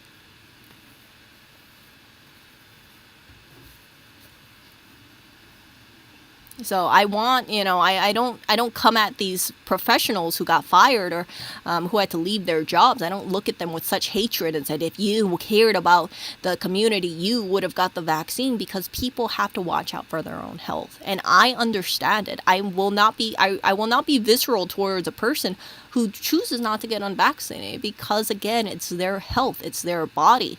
And I've known people in my life personally who refused to get the vaccine, and they told me about it, and I said, look, I understand. I, of course, wish them well. I don't want anybody dying from COVID that I know. And I just, hope everything's okay. But again, even if you're vaccinated, you can still get COVID. You can still transmit COVID.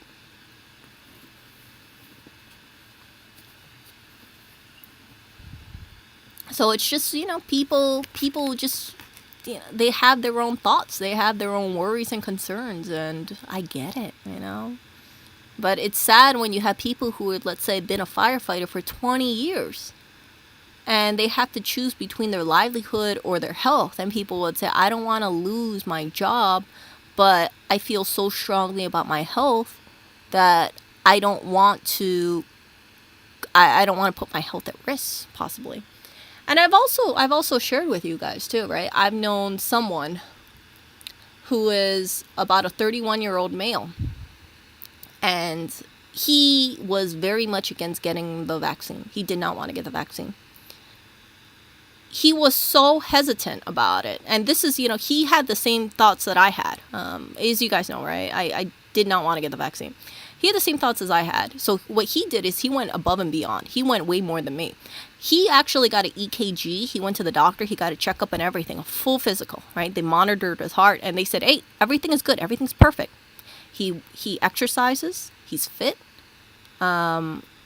He cares a lot about making sure, he's active. He's not overweight. So he got his first shot, he got the checkup, and then he got his first shot. No complications. And they got a second shot, and these were both Pfizer shots. After he got the second shot, the day after, he started having chest problems. He started having issues. He's in a lot of pain, and he doesn't want to go to the hospital because he knows how expensive a hospital is. So 2 days after he got the second shot, he goes back to the doctor who gave him the full physical, right, the EKG and everything. The doctor looks at his heart levels and basically tells him that he's having a heart attack. It's so bad. His heart is so bad. It's like that they tell him, we won't even allow you to drive to the hospital. We will call an ambulance to pick you up. And this is for a person who's like 31 years old, not fat, not overweight at all, runs, plays sports, that kind of thing. So I saw this person actually at the ICU. Well, actually, I don't know if they were in the ICU, but they were in the hospital bed. They were hospitalized. They had probes going into their heart and things like that, or in their chest, monitoring them. And they were telling me, they said they knew 1,000% it was due to a side effect of the vaccine. They were in the hospital about 1 or 2 days before I got my second Moderna shot.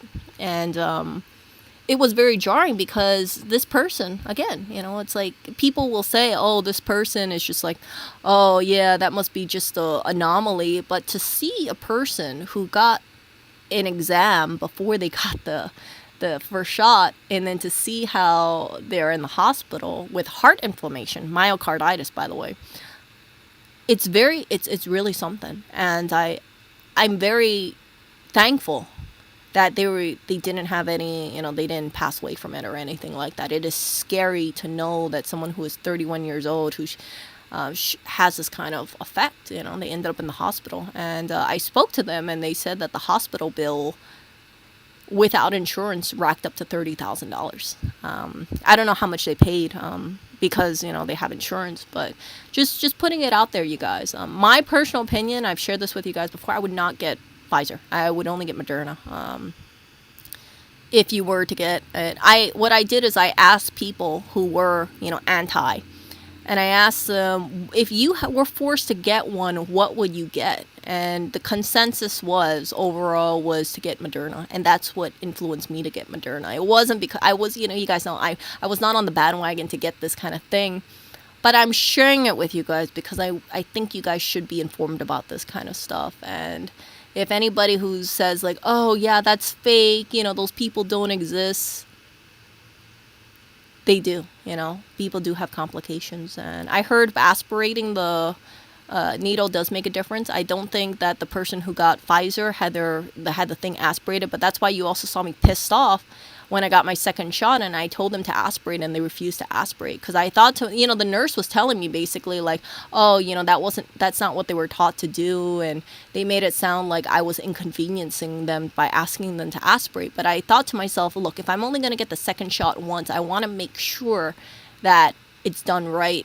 And I'm not going to lie to you guys. Like, when I got that second shot, I felt like cattle. I felt like it was like a factory of shots. It was like, hey, sit down. They swab your arm kind of thing. They poke it in, and it's just like, they just inject you. It's like boom, boom, boom, boom, boom. And it's like, just makes you wonder. So, yeah, if you haven't gotten it yet, I figure the people who don't get it yet, they're probably not going to ever get it. But if you do decide to get it, I would say make sure you have it aspirated. You can look it up, John Campbell.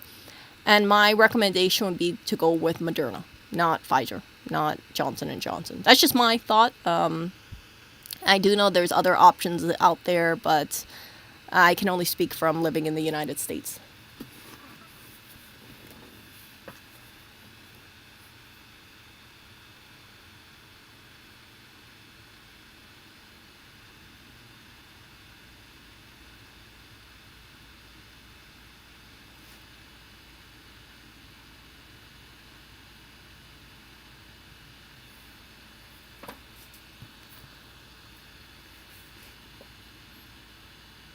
So let me read really quickly over here.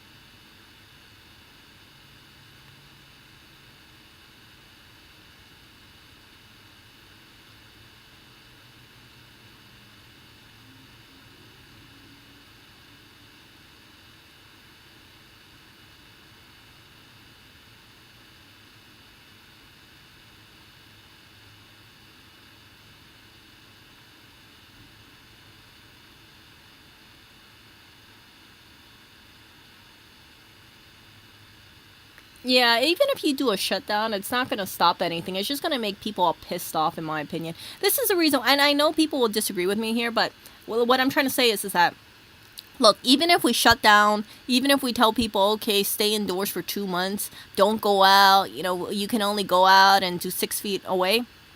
Once people start coming back together, once people start doing air traveling, once people start making sure that everything, once people resume normal life, if you have a person, let's say, coming from, I don't know, like a foreign country where it's like there's a lot of this kind of stuff happening, and then have people like traveling from back and forth between US or Australia or Middle East or Russia or South America. All you need is like one person bringing a strain in back to wherever they live, and boom, it's like you'd be back at square one, basically. And I'm talking about square one like now, because you have a lot of people pushing for vaccines, pushing for all this stuff, and I'm not seeing cases go down overall.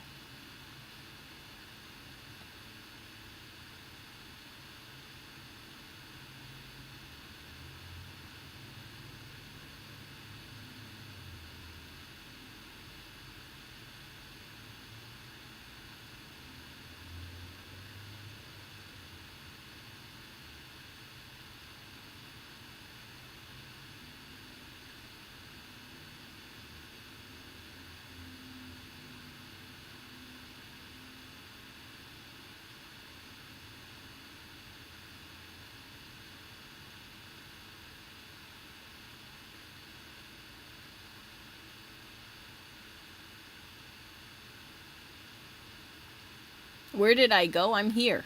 What are you talking about? I'm just reading.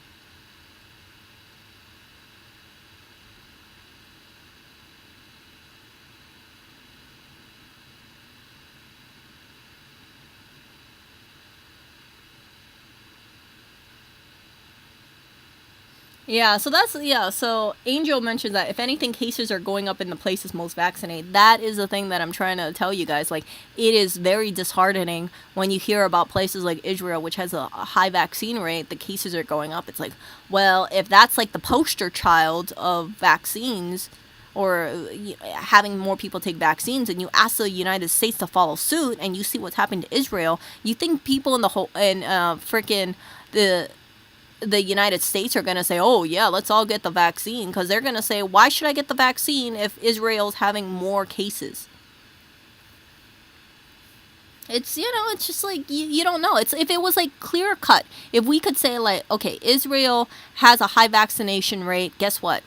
COVID is over. You'll have more people who say like, yeah, let's make sure everybody gets the vaccine, because look at Israel. Israel's doing great. Well, COVID is gone.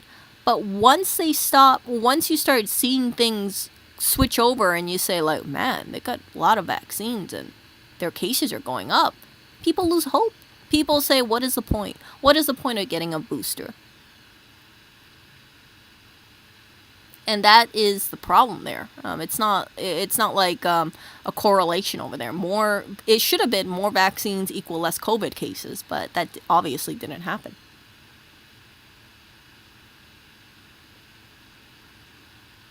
Yeah, and people who have COVID, right? It's like, if you interact with most people who had COVID or beat COVID, they're like, I had I had like basically the flu, or I was down for a while, but I was fine. For instance, right? Lewis believes that he had COVID. He got really sick. I think in 2020 or so, he was sick. He was really in bad shape, but I was, of course, I was living with him, right? Did you guys hear about me getting sick? No. I don't know why, it's like, but yeah, he said he felt the worst that he's ever felt, kind of thing. And I forgot what his,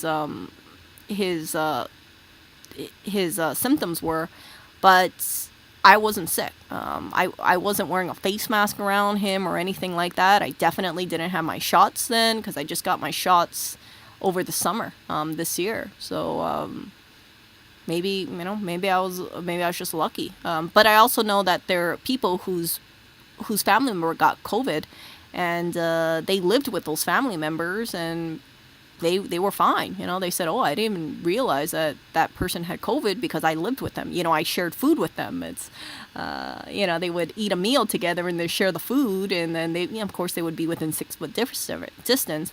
And when you hear things like that, right, you kind of think to yourself, oh, maybe COVID is just like having like the cold. See? So I've known several people who said their family members tested positive for COVID, but they didn't get sick. Or if they did get sick, it was just, oh, I lost my sense of smell for a little bit. Oh, I was feeling under the weather and I was fine afterwards.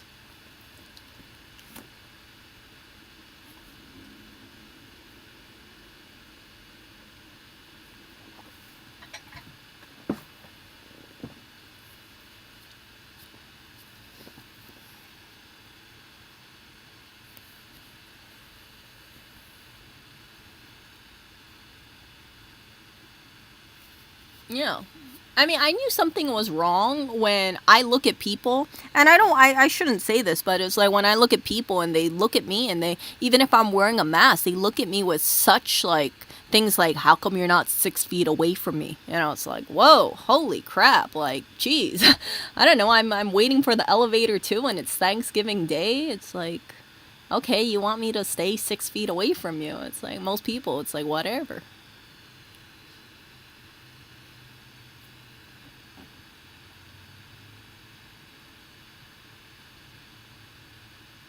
And you got people also, right? The other dangerous thing is like you got people who are in the hospital, right?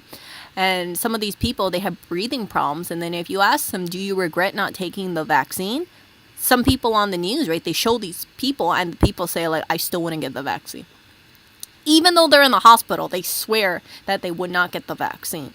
And then the people who do want to get the vaccine, it's kind of like you hear about it as an afterthought after they pass away. And then it's like, oh, yeah, I wish people would get the vaccine. So the people who are on camera, from what I see in the hospitals, they say, I don't want to get the vaccine. The people who die, they're the ones, the family members come out and they're like, oh, yeah, they said while they were hooked up or while they were in the ICU that they wish they please give me the vaccine now. So, yeah, I know this one person. There are several people that they refused to get the vaccine, and unfortunately, they passed away. I think I shared with you guys. There was this one person who I considered to be a total jerk based on my interaction with them. I found out that they passed away because they got COVID and they didn't get the vaccine. And I hate to put it this way, but when I found out they passed away from COVID, I kind of thought to myself, well, from what I hear, this person was a huge asshole. From my interaction with them, they were an asshole. And I did not feel sadness when that person passed away. Very, very, very seldomly, you will hear me say these kind of words. But again, if I'm saying words like this, there's a justifiable reason why I'm saying this kind of stuff. And I remember hearing after this person passed away, the family was trying to tell people like, oh yeah, it's so sad that the so-and-so passed away, but we really wish that they got the vaccine. It's like, okay, so did this person, while they were undergoing, while they had COVID, did they ever tell people to please get the vaccine? Or did they ever talk about them having issues with or battling COVID? No, they never mentioned anything to others about COVID. But after they passed away, the family is the one who's saying like, oh, we wish that they had got the vaccine. See? So therein lies another problem too. You never have it where you have people, too much people, right, on the ICU. I mean, I'm sure there's a few of them, but what I remember more distinctively is people in the ICU who's like, I still want to get the vaccine, even if I'm sick, kind of thing.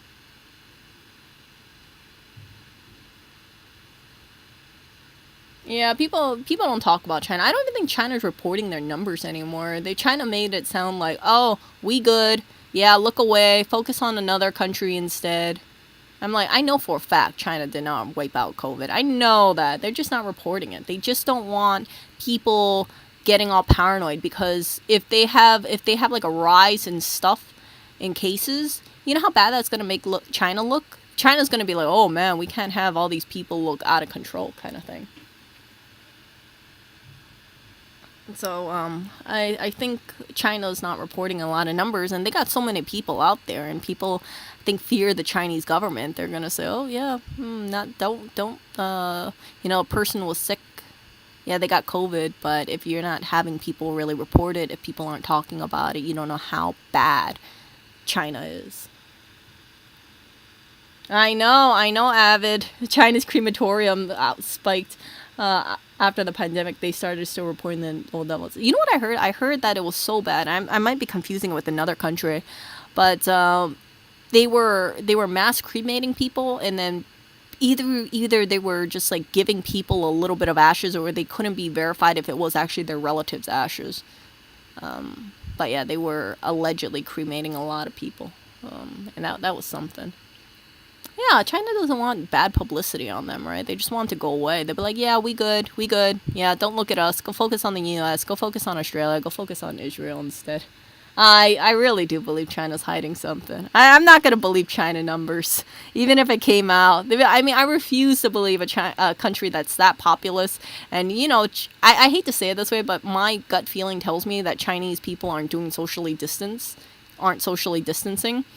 I refuse to believe that the place where this thing allegedly had an outbreak from, where it started, it's like it just disappeared. It disappeared.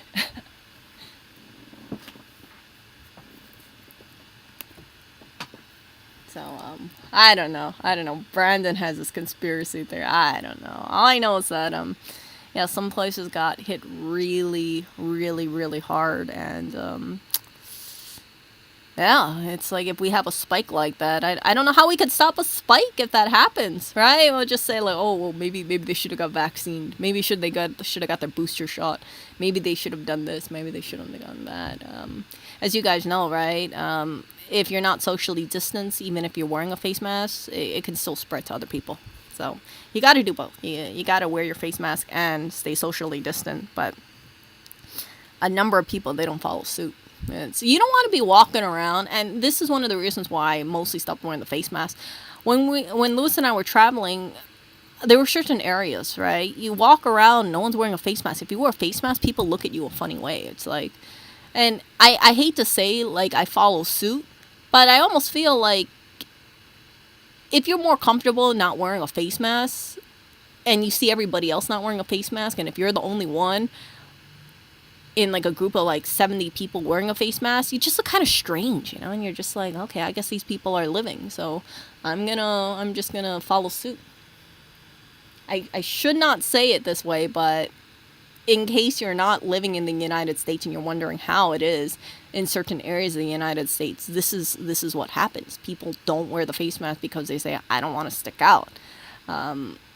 And if you're talking to someone and you're wearing a face mask and they can't hear you, and I've had that happen just like a couple days ago when I was on the airplane. The flight attendant could not understand what I was saying with my face mask on. I was telling her, I said, I would like to have a cup of hot tea with creamer. And she was like, what? I can't understand what you're saying. And I was like, I want hot tea with half and half. And I don't know if she was hard of hearing or whatnot, but I just wanted to like take off my face mask and just tell her like, look, I just want some hot tea and creamer, like a packet of creamer. And then finally, she heard me say creamer, so she gave me coffee with creamer, and I'm like, no, I want hot tea. It's just like all that stuff, and it sounds so like, it's just like those kind of things where you realize like, man, if only I didn't wear this freaking face mask, people could hear what I'm saying. But you're muffled, right? Because you have that piece of cloth over you, and then when you're in an airplane and you're sitting in the middle aisle, you can understand there's a distance between me and that flight attendant, and I can't take my mask off while I'm talking to this flight attendant. So I'm just like raising my voice because I'm thinking maybe she can't hear me because I'm not speaking loud enough, but that wasn't the issue. It was just that I was coming off a little muffled. So the person that was next to me had to tell her, yeah, she wants hot tea with creamer. And then she said, oh, okay. That kind of stuff. It's like, oh, jeez. I just want hot tea with creamer. Hot tea with creamer. That's my thing that I normally drink on the airplane, by the way. Hot tea with a packet of creamer. I say packet because I don't know if United changed their ways, but they used to do half and half in there or whole milk, and they give you a little packet a little packet of creamer, milk creamer now.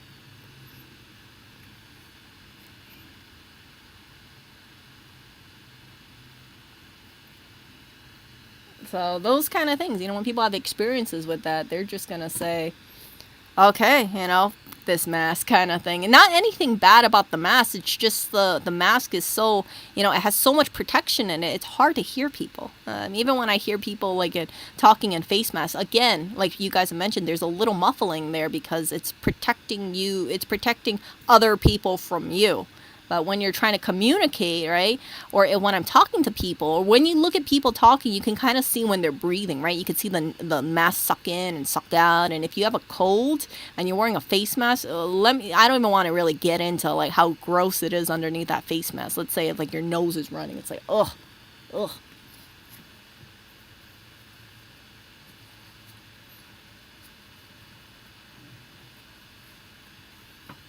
So all that thing just makes people think like they don't want to wear the face mask. Not because they don't believe in a face mask, but when you want to talk to people or when you're out and about, you just think to yourself like, man, frick, if only I didn't have this face mask on, they could understand clearly that I want hot tea with creamer.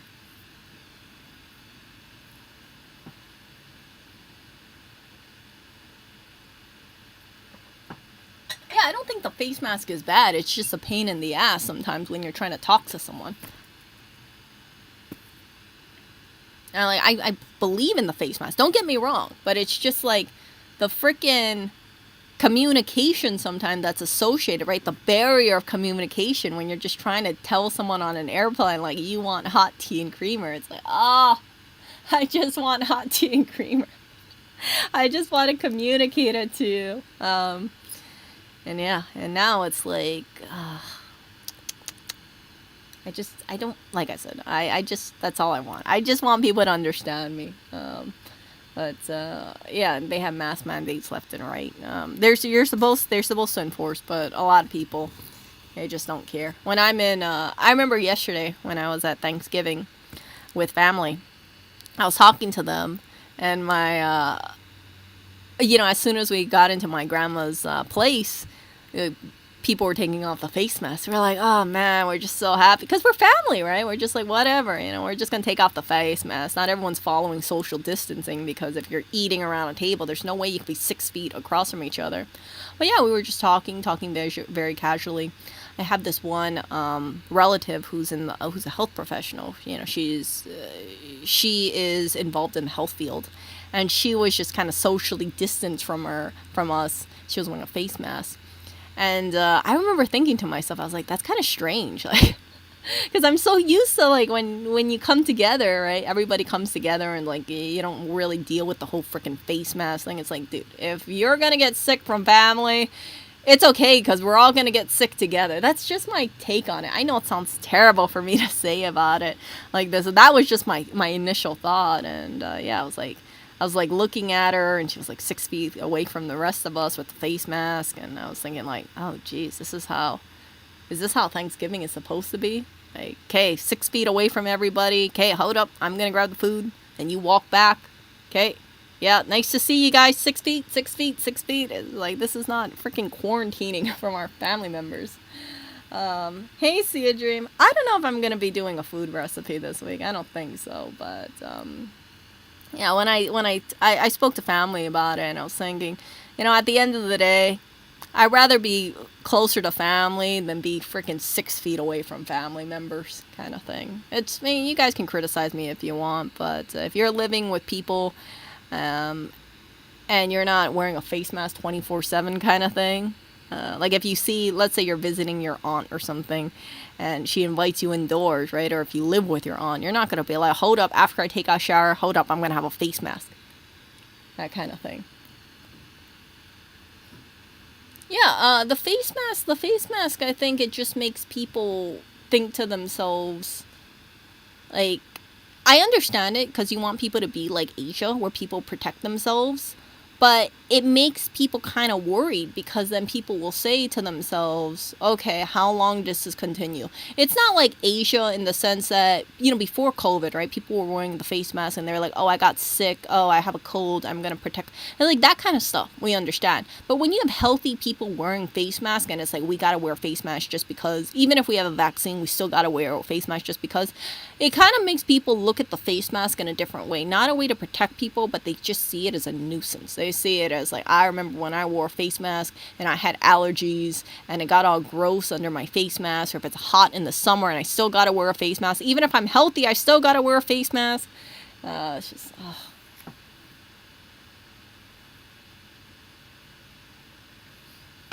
No. Either way, when you're in a room with a bunch of people, yeah, you're not really protecting other people, because I think that the thing can just go right through the face mask. That's just my take on it. You really need to have what is the N95 mask, and she wasn't wearing an N95 mask. See? I mean, out of all of us, the one who would be most susceptible to this stuff would be my grandma, who is 92 years old. However, right, my grandma, was she wearing a face mask? No. Were we wearing a face mask around her? No. And I thought about it, right? I thought to myself, well, if she's 92 years old, I'd rather have all of us just be mindful kind of thing. We're not giving hugs to each other, but we're definitely close enough at sometimes to give hugs. But I think about it this way. If I rather have a Thanksgiving where I'm around family members than have a Thanksgiving where I feel like I got to be socially distant from all my family members. See?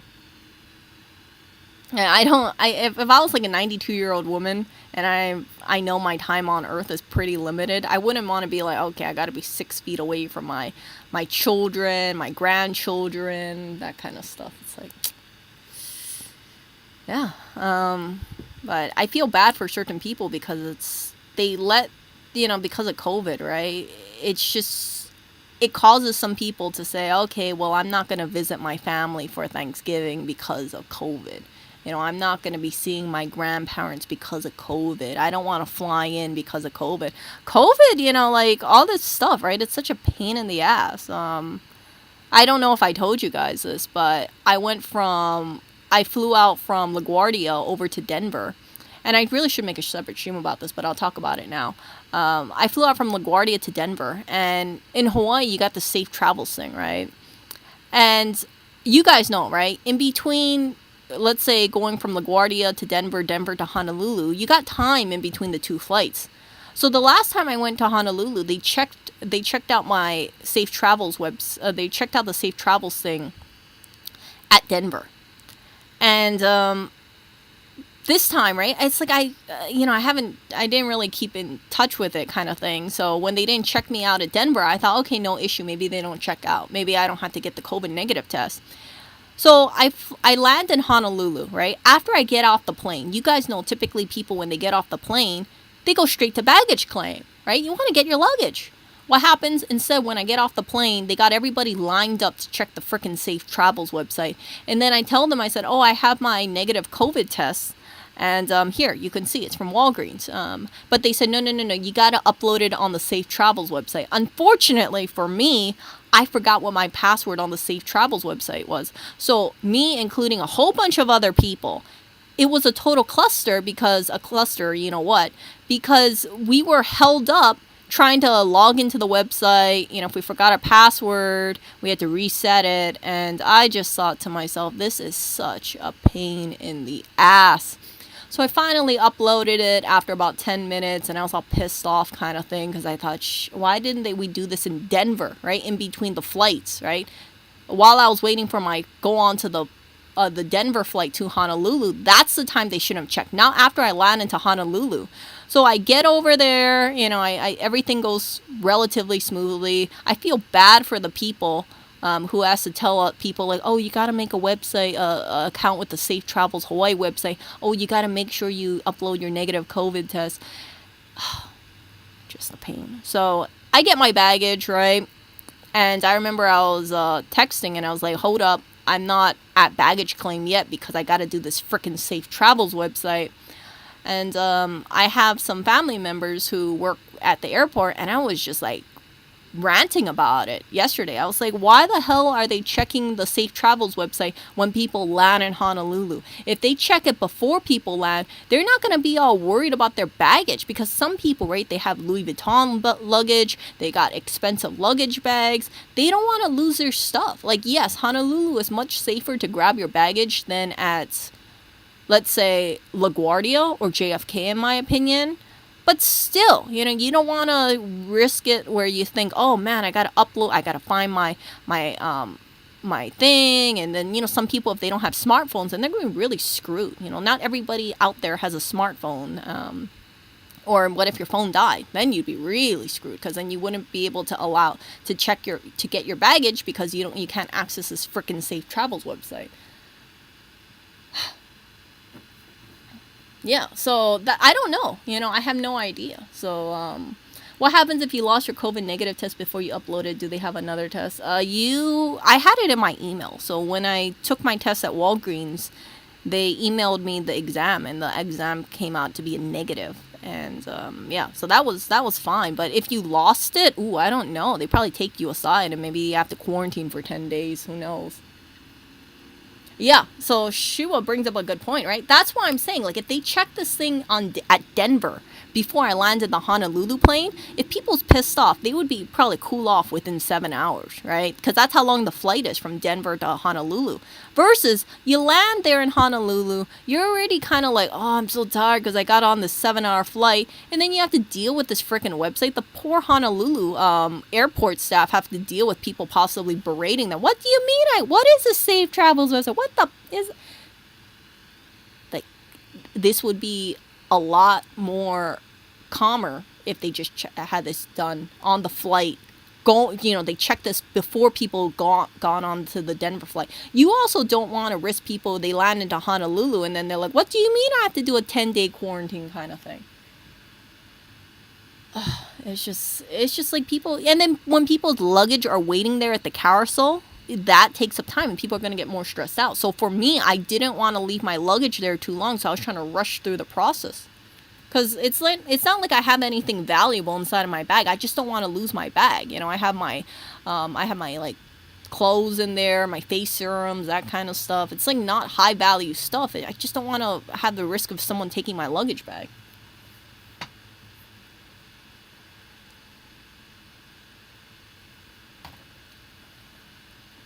Or if someone has like an expensive luggage bag, right? They don't want to lose that either. What they should have done is say, hey, look, before you leave your home state, like let's say your first flight is from LaGuardia Airport going to Honolulu, okay, we got to make sure that we check the Safe Travels website beforehand, right? Because that way, if people don't take that negative exam, or if they say, oh crap, you know what, I don't want to do the 10-day quarantine, they can just go back home. You can just get a refund and just go back home. Versus, if you check it at the destination, it causes much more headache that way. So now, I think maybe I'll do it today or maybe I'll do it tomorrow. I want to go back on the Safe Travels website, upload my vaccine card and everything like that, and make sure it's all spiffy and nice, because I don't want to deal with this whole thing. Yeah, maybe I should. They'll probably say I'm a Karen or something. I'm like, look, I just like to freaking do this test, do the check at Denver. Don't do it in beautiful Honolulu, Hawaii, while people are rushing to go over to baggage claim. See? Logistics, I don't get it. Ooh. Yeah. Yeah, if I lost my luggage bag, I would not be a happy camper. I always make sure, and I know this is like totally off topic here, but I always make sure that whenever I have my luggage, I have a luggage tag on there, and I have my name, and I have my phone number. Because like if anyone finds my luggage, I don't want anyone being all like, whose luggage is this, right? If airport staff finds it, then they're going to say, oh, okay, well, let's give Erica a call, that kind of thing. So I'm a big fan of luggage tags, and then making sure that you have something that's recognizable. Like, for instance, if you have a black luggage bag and your luggage bag looks like a dime a dozen luggage bags, you better make sure that you have a luggage tag in there, ideally that identifies clearly your luggage bag from someone else. This is the time you would have, let's say, the monogram luggage bag tag or something that stands out, or the touristy luggage bag tag, like I love Spain or something like that on the luggage tag. And yeah, see that stuff? Because there's people, right? There are times where it's like I've accidentally grabbed someone else's luggage bag because it's like the luggage bag looks almost identical to my own luggage bag, and I'm like, oh, never mind. That's not mine. That's theirs. So I put it back, and I imagine someone's like, hey, what are you doing grabbing my luggage bag? Like, they don't notice it, but still, you guys get what I'm saying? Like, for instance, right? Let's say someone has a Louis Vuitton luggage bag, right? Let's just give an example here. You got two identical luggage bags. Someone's thinking like, okay, let me just grab it. That must be mine. And then they look at it, and then it's not until they get home, they're like, oh crap, that's not my luggage bag. And they say, oh, how do I return it back to that person? They don't know. Because there's no phone number. There's no nothing. So if you had a luggage tag, you would easily know, hey, wait a second. Yeah, I have a Louis Vuitton luggage bag. Wait, but I don't have a red luggage tag associated with it. That's not mine.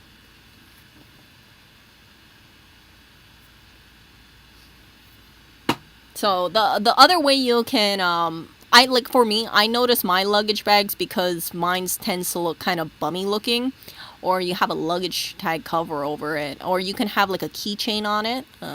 Like if you had like a stuffed animal, like if you had a donut keychain attached to it, in a sea of, let's say, blue luggage bags, and yours has a donut attached to the handle, people are gonna know that's your luggage bag. Because if they have to like lift up the handle, the retracting handle, and they see a donut, they're gonna know that's not theirs.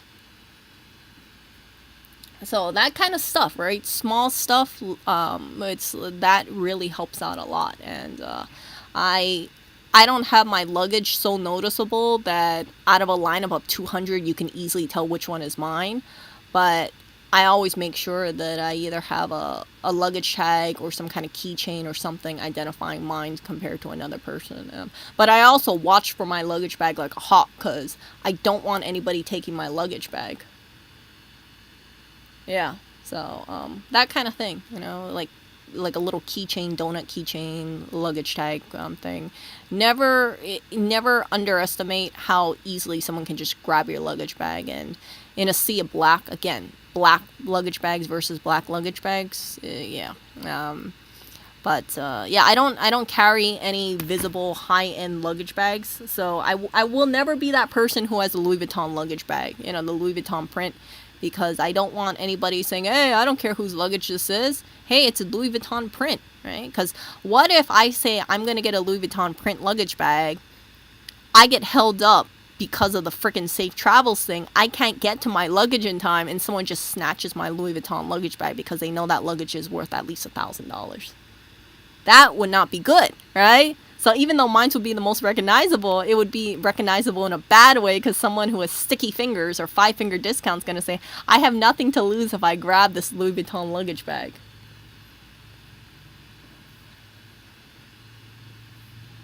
Did I ever take a luggage bag over the weight and limit? No, I have not. My luggage, I pack pretty lightly, as you guys know, right? I'm pretty minimalistic in lighting, so I'm never going to have anything like 50 pounds. I think the only time I was pushing 50 pounds is when I was first moving to New York, and I think my luggage was like 49.5 pounds, but I weighed it before I gave it to the luggage handler, so I knew how much pounds was in there. Yeah, someone would take my luggage bag if that was the case. So, yeah, I don't get anything out of having a visible luggage bag. If I had some LV luggage bag, I would always I would cover it up. I don't get anything out of telling people at the airport, ooh, look at me, I got a $2,000 luggage bag. I would cover it up because I don't want to make my bag become a theft. I don't want people to steal my bag and then say, oh, well, we couldn't help ourselves because it was clearly a Louis Vuitton luggage bag. Also, luggage bag get beat up at the airport. For instance, right, I've had luggage where I look at it, my wheels are all screwed up, or I got a dent on the side and that kind of stuff. And I don't want any of that kind of stuff. I like having luggage bags with 4 wheels. That is my jam. I don't do the whole 2-wheel thing unless I have an old one. But 4-wheel luggage is the way to go. Yeah, that's not gonna happen. But yeah, so dingy is the way to go. If you have a luggage bag and it's an expensive one, please have a luggage tag. Please have a luggage bag protector over it. And this is what I'm talking about.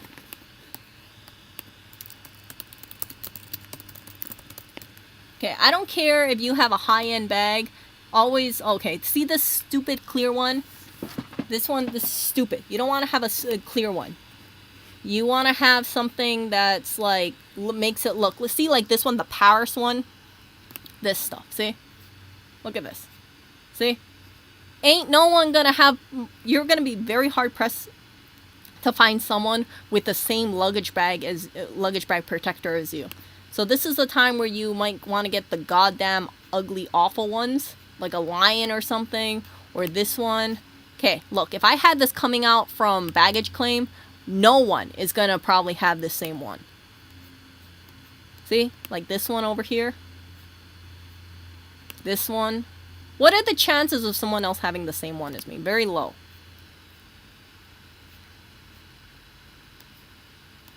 See? This is great because it helps prevent it from having dinges a little. The scrapes. I have a luggage bag protector on one of my bags, and my luggage bag protector has actually got torn from TSA. See? Follow your dreams. This stuff.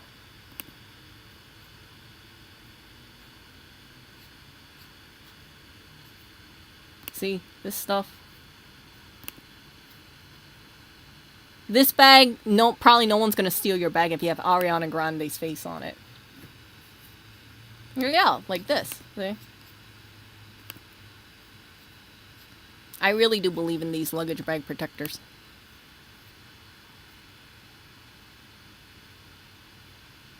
I would say if you're bringing around expensive stuff, get the most embarrassing looking one you can get. Like, for instance, right? Imagine someone, let's say you have all your, I don't know, let's say you have expensive stuff in there. This is the time you want to get the ugly one that you don't think anybody wants to be seen in this. Like, it's a monster's party kind of thing. You know, kisses all over the place. You think anybody wants to be seen? Any thief wants to walk out of a Honolulu airport with a bunch of kisses and stripes? Like, yeah, people could say, oh, that's an ugly freaking bag. But if you have valuables in there, and if you can't fit it on your carry-on or something, this is the time you want to have it where it's so noticeable. If someone steals your bag, they cannot have an excuse. They can't say, oh, well, I thought that was my bag. I have a bag that has the kisses and the stripes. Or I have a bag where, it's like the same freaking thing. If a thief takes this bag, it's going to show up on airport security camera. Like, how many freaking bags have freaking kisses and stripes on them, right? Not very many. Same like this, right? Like Superman, Batman. See this stuff? Beach vibes, that kind of stuff. Unicorn.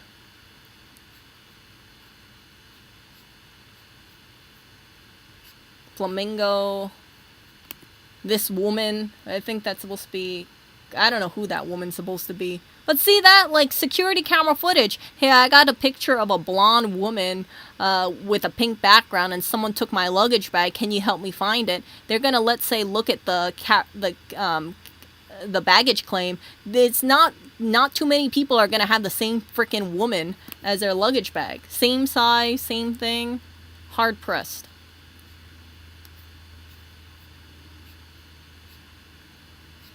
So I don't know why I don't see too many people with luggage bag protectors. I like it too because if my bag opens up for whatever reason, which is not going to happen, but if it did, I feel like that's at least sandwiching it in.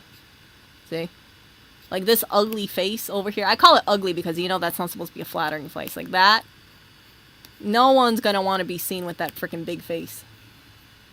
I know.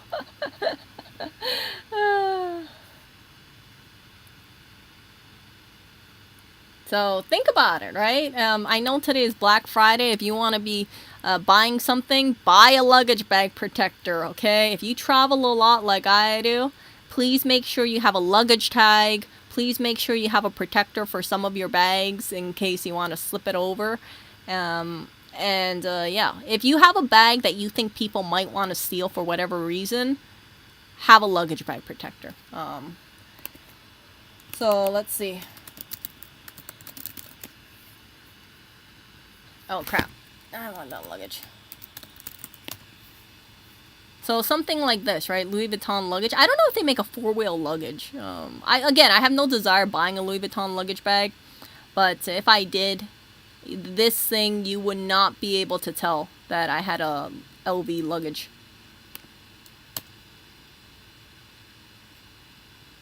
See, like this? Okay, here we go. Okay, let's say this was my luggage bag. I will make sure that I have a luggage protector over this thing, so you could not tell this was a LV luggage bag. And that's why I talk to you guys and I say I had no reason to get an LV luggage bag, because if I got something like this, no one's gonna know that was a Louis Vuitton luggage bag anyway. I mean, you can kind of tell by the handle, but other than that, right? It's like, how much is this? How much is this luggage bag anyway? Do I have a price here? Okay, this is going to be expensive because it says call for inquiry. Yeah, this is going to be pricey. They don't even tell you the price. Yeah, they don't tell me the price. This is going to be over $2,000 then. Let's see.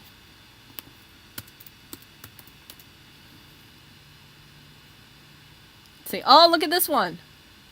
This is a trunk. Okay, here. Louis Vuitton luggage bag used is $3,333. I tell you this straight up. I don't carry $3,333 worth inside of my luggage. I basically carry in my luggage is just my clothes, maybe my flat iron, some Trader Joe's snacks. That's it.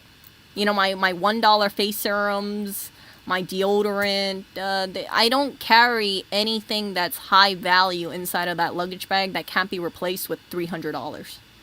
Even when I came back to Hawaii, it's like so little stuff. I think if I was to replace everything in my luggage right now, it would have been no more than $75. So why am I going to have a $3,300 suitcase used when I only carry $75 worth of stuff, right?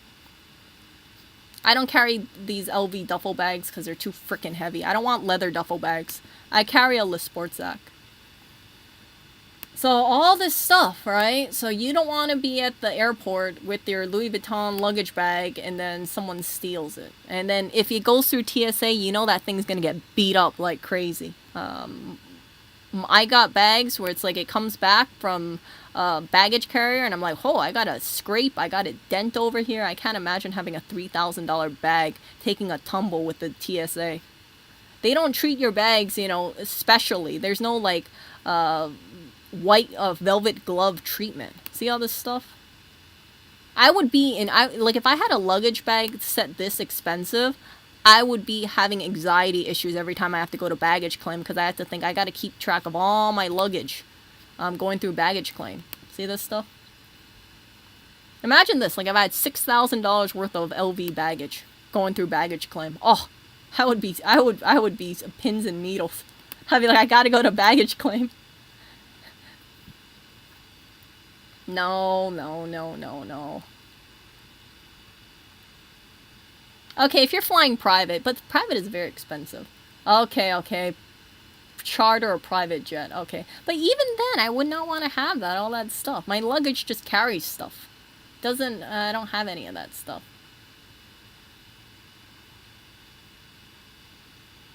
I know. Can you imagine? No, you know what? I saw this one guy. He put a LV duffel bag, and he had his stuff in an LV duffel bag, and he just checked it in. And I thought to myself, hold the balls on this guy. Oh my gosh, I can't imagine, you know, checking in an LV duffel bag, and it's like, ugh.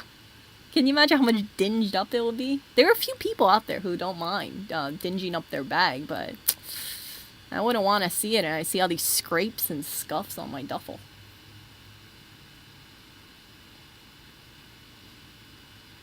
No. I don't want to deal with the maintenance too, okay? Because, like, I don't want to deal with all this stuff where I think to myself, oh, I gotta make sure I maintain my bag. See, like, even a duffel bag, like an LV duffel bag. Let's see. So, let's see. I think I've showed you guys this one. This is turning into a total chat. This is my duffel bag that I use as a carry-on. See this? You guys have seen this before. The only duffel bag I use for a carry-on is my Mario one. I actually bought this new. I bought this new. I love it so much because it's very recognizable. If I leave that bag, if I put that bag down, 100%, I can tell from a line of 200 duffel bags which one's mine. This was a limited edition bag. Unfortunately, it's cheaper now than when I bought it. I think I bought it $150. Oh, wait, which one did I buy? I bought the medium size. Okay, so anyway, so this bag, right? It's lightweight. I can just, if I really wanted to, I could throw it in the washing machine. This bag, the Louis Vuitton duffel bag, if I scrape that bag, I will not be a happy camper. I will not, and this bag will also be significantly heavier than my current bag. So when you travel, and I really should make a separate stream about traveling, but we're all getting all convoluted in this one stream. If you are traveling, you don't want to be carrying heavy stuff, in my opinion. You want to, especially if you're running late from one terminal to another, if you have to transfer flights, you don't want to deal with like the super heavy stuff. This stuff, for instance, look at this, $2,300 duffel bag. All I carry inside of my duffel bag is basically my laptop, some snacks, my phone. That's it. I don't carry any. I don't carry anything near $2,000 in my carry-on. So yeah, all that thing, right? So just like whoever spends their money on their luggage bags and things like that, I hate to say it, unless you're like racking in that cash, I would say it's kind of stupid because you're just carrying stuff on the plane for a little bit. A lot of the time people don't even whip out their carry-on. Like for me, right? I take out my laptop, I'll take out snacks, but I don't really use my my carry-on that much because once I'm on the plane, that has to go in the overhead compartment. It's so big, right? It's big that I can't put it underneath my chair.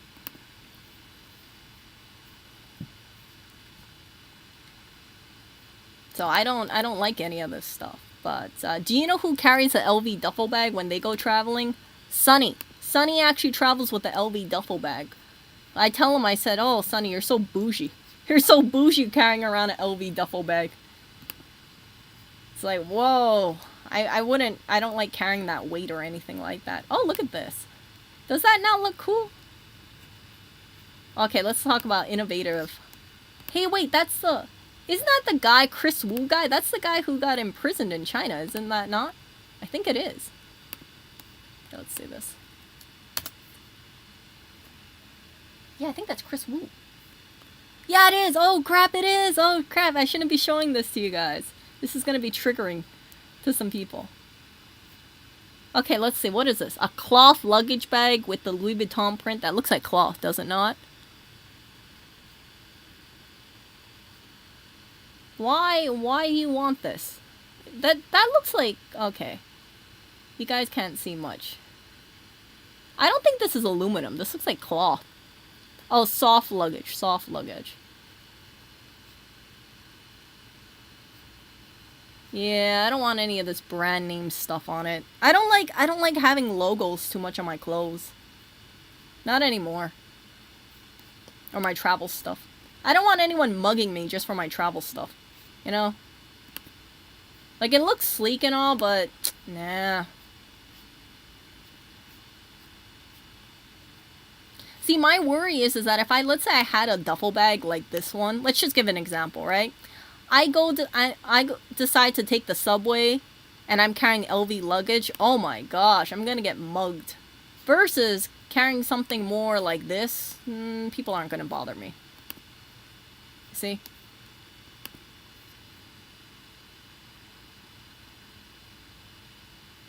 Why do you want this? I don't want it. I was just showing to you guys this. I'm happy with what I have. You know, I have a Le Sportsac luggage bag. I don't intend to get rid of that anytime soon. But all this stuff, it's like super heavy. I see some people traveling with LV bags. I don't get it. You know what bags I've seen a lot of people travel with? I'm so tired of this bag. It's a $3,000 handbag. I hate this bag with a passion. This which one bag is it? Oh, this bag. I hate this bag with a passion. I've seen so many women at the airport with this bag, and I don't hate anything against Dior. Okay, let's put it this way, okay? It's not like I can't afford this bag, because I can buy this bag outright if I wanted to. I just hate it because it's like, whenever I see this bag, I just think it's like it's such a branding thing. Which bag is it? It looks like this, but it's blue. It just says Dior, Dior, Dior, Dior, Dior, Christian Dior, Dior, Dior, Dior, Dior. Let's see here. Yeah, it's like this bag. A lot of women at the airport, they carry this bag, and I just don't like it. I don't find anything aesthetic about this bag too much. See this? It's the blue one. People carry this one. Here, this is the one. This is like the it bag of the airport now. I really don't like this bag.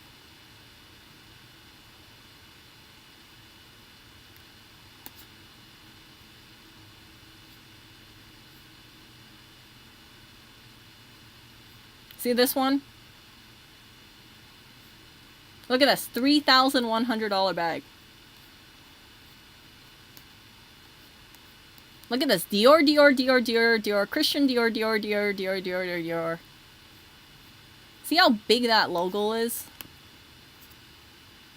I know, I don't, see, I know, like, the reason why I'm saying this is that, again, I know people are going to listen to this stuff and they're going to say, Erica, you're just hating on this bag. But I'm really not hating on this bag. I just, like, it's not a jealousy thing. It's just, oh my gosh. I don't like this bag. I'd rather see the LV print any day over this, like, Christian Dior. Oh, I don't like this bag.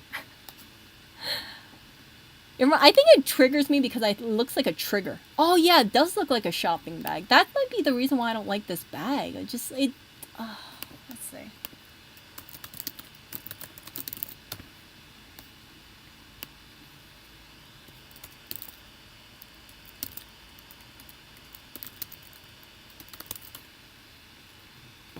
See, like, when you look at the LV bags, these look more like a handbag, right? This one looks like the classic, the classic shopping bag. What does it look like? I think it's the structure to it. It kind of looks like a paper bag, you know? Maybe that's what it is. See, these bags look more like a purse. Even the keep-all looks more like a purse.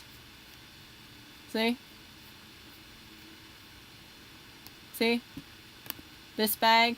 That clearly looks like a purse. This looks like a paper shopping bag. Like, what shopping bag does this remind me of? Yeah, it looks like one of those, free gift with free gift with purchase bags. You know, like the ones that you buy if you buy perfume or something? Those bags? I think that's it. But yeah, this is like the it bag. Yep. So I think this is it. It's just the it bag kind of thing. And of all the it bags, this is like, well, this bag just grates me so much. But you'll see it at the airports now. And women are very proud and happy of wearing this bag, but I guess you guys are right. It just looks too much like a cheap grocery bag. And when I saw the bag and I was like, wait a second, that's a $3,000 bag, and it just like pops up like the freaking plague. I think like, just get a keep-all, you guys. Just get some LV bag instead. I would much rather see like one of these LV bags. That looks a little bit more classic than the freaking shopping bag. Sorry if anybody has a shopping bag over here. Yeah, they might be fake. I mean, you can't really tell, right? I mean, I wouldn't know how to tell the authentic versus the fake. It looks pretty simple to make. Look at the stitching, too. The stitching is so thick. It's just a structured bag. I'm sure some Chinese counterfeiter could do that. But I don't like it because, like, if I'm carrying the bag, the first thing you see is Christian Dior. It's like, that's not my name. My name is not Christian Dior. So why am I repping Christian Dior if... like an advertisement? Why would I want to pay $3,000 just to tell everybody that, hey, in case you can't recognize this print, this is Christian Dior? No LV bag has to put like a big LV. I've never seen a bag where it says Louis Vuitton, left and right across, right? Because everybody knows this is the freaking print. Like, the print speaks for itself, but maybe they think nobody knows who what a Dior print looks like. So then they had to just say, hey, by the way, this is Christian Dior. That's probably it. Who knows? Okay, so I'm gonna end the stream. Maybe I'll repeat myself in a stream later today, talking about luggage and my thoughts about it. Because I think I've really just kind of done two things at once, and this has been a really, really, really long stream. What can I say? There's more of a chat in here, so I feel like just talking to you guys about this kind of stuff. And thanks for listening to me, you guys. And yeah, we'll see what happens to COVID. But yeah, if you see another stream later today or later tomorrow and I'm repeating myself, just know because I just kind of like shake my head on my 2 hour and 33 hour stream.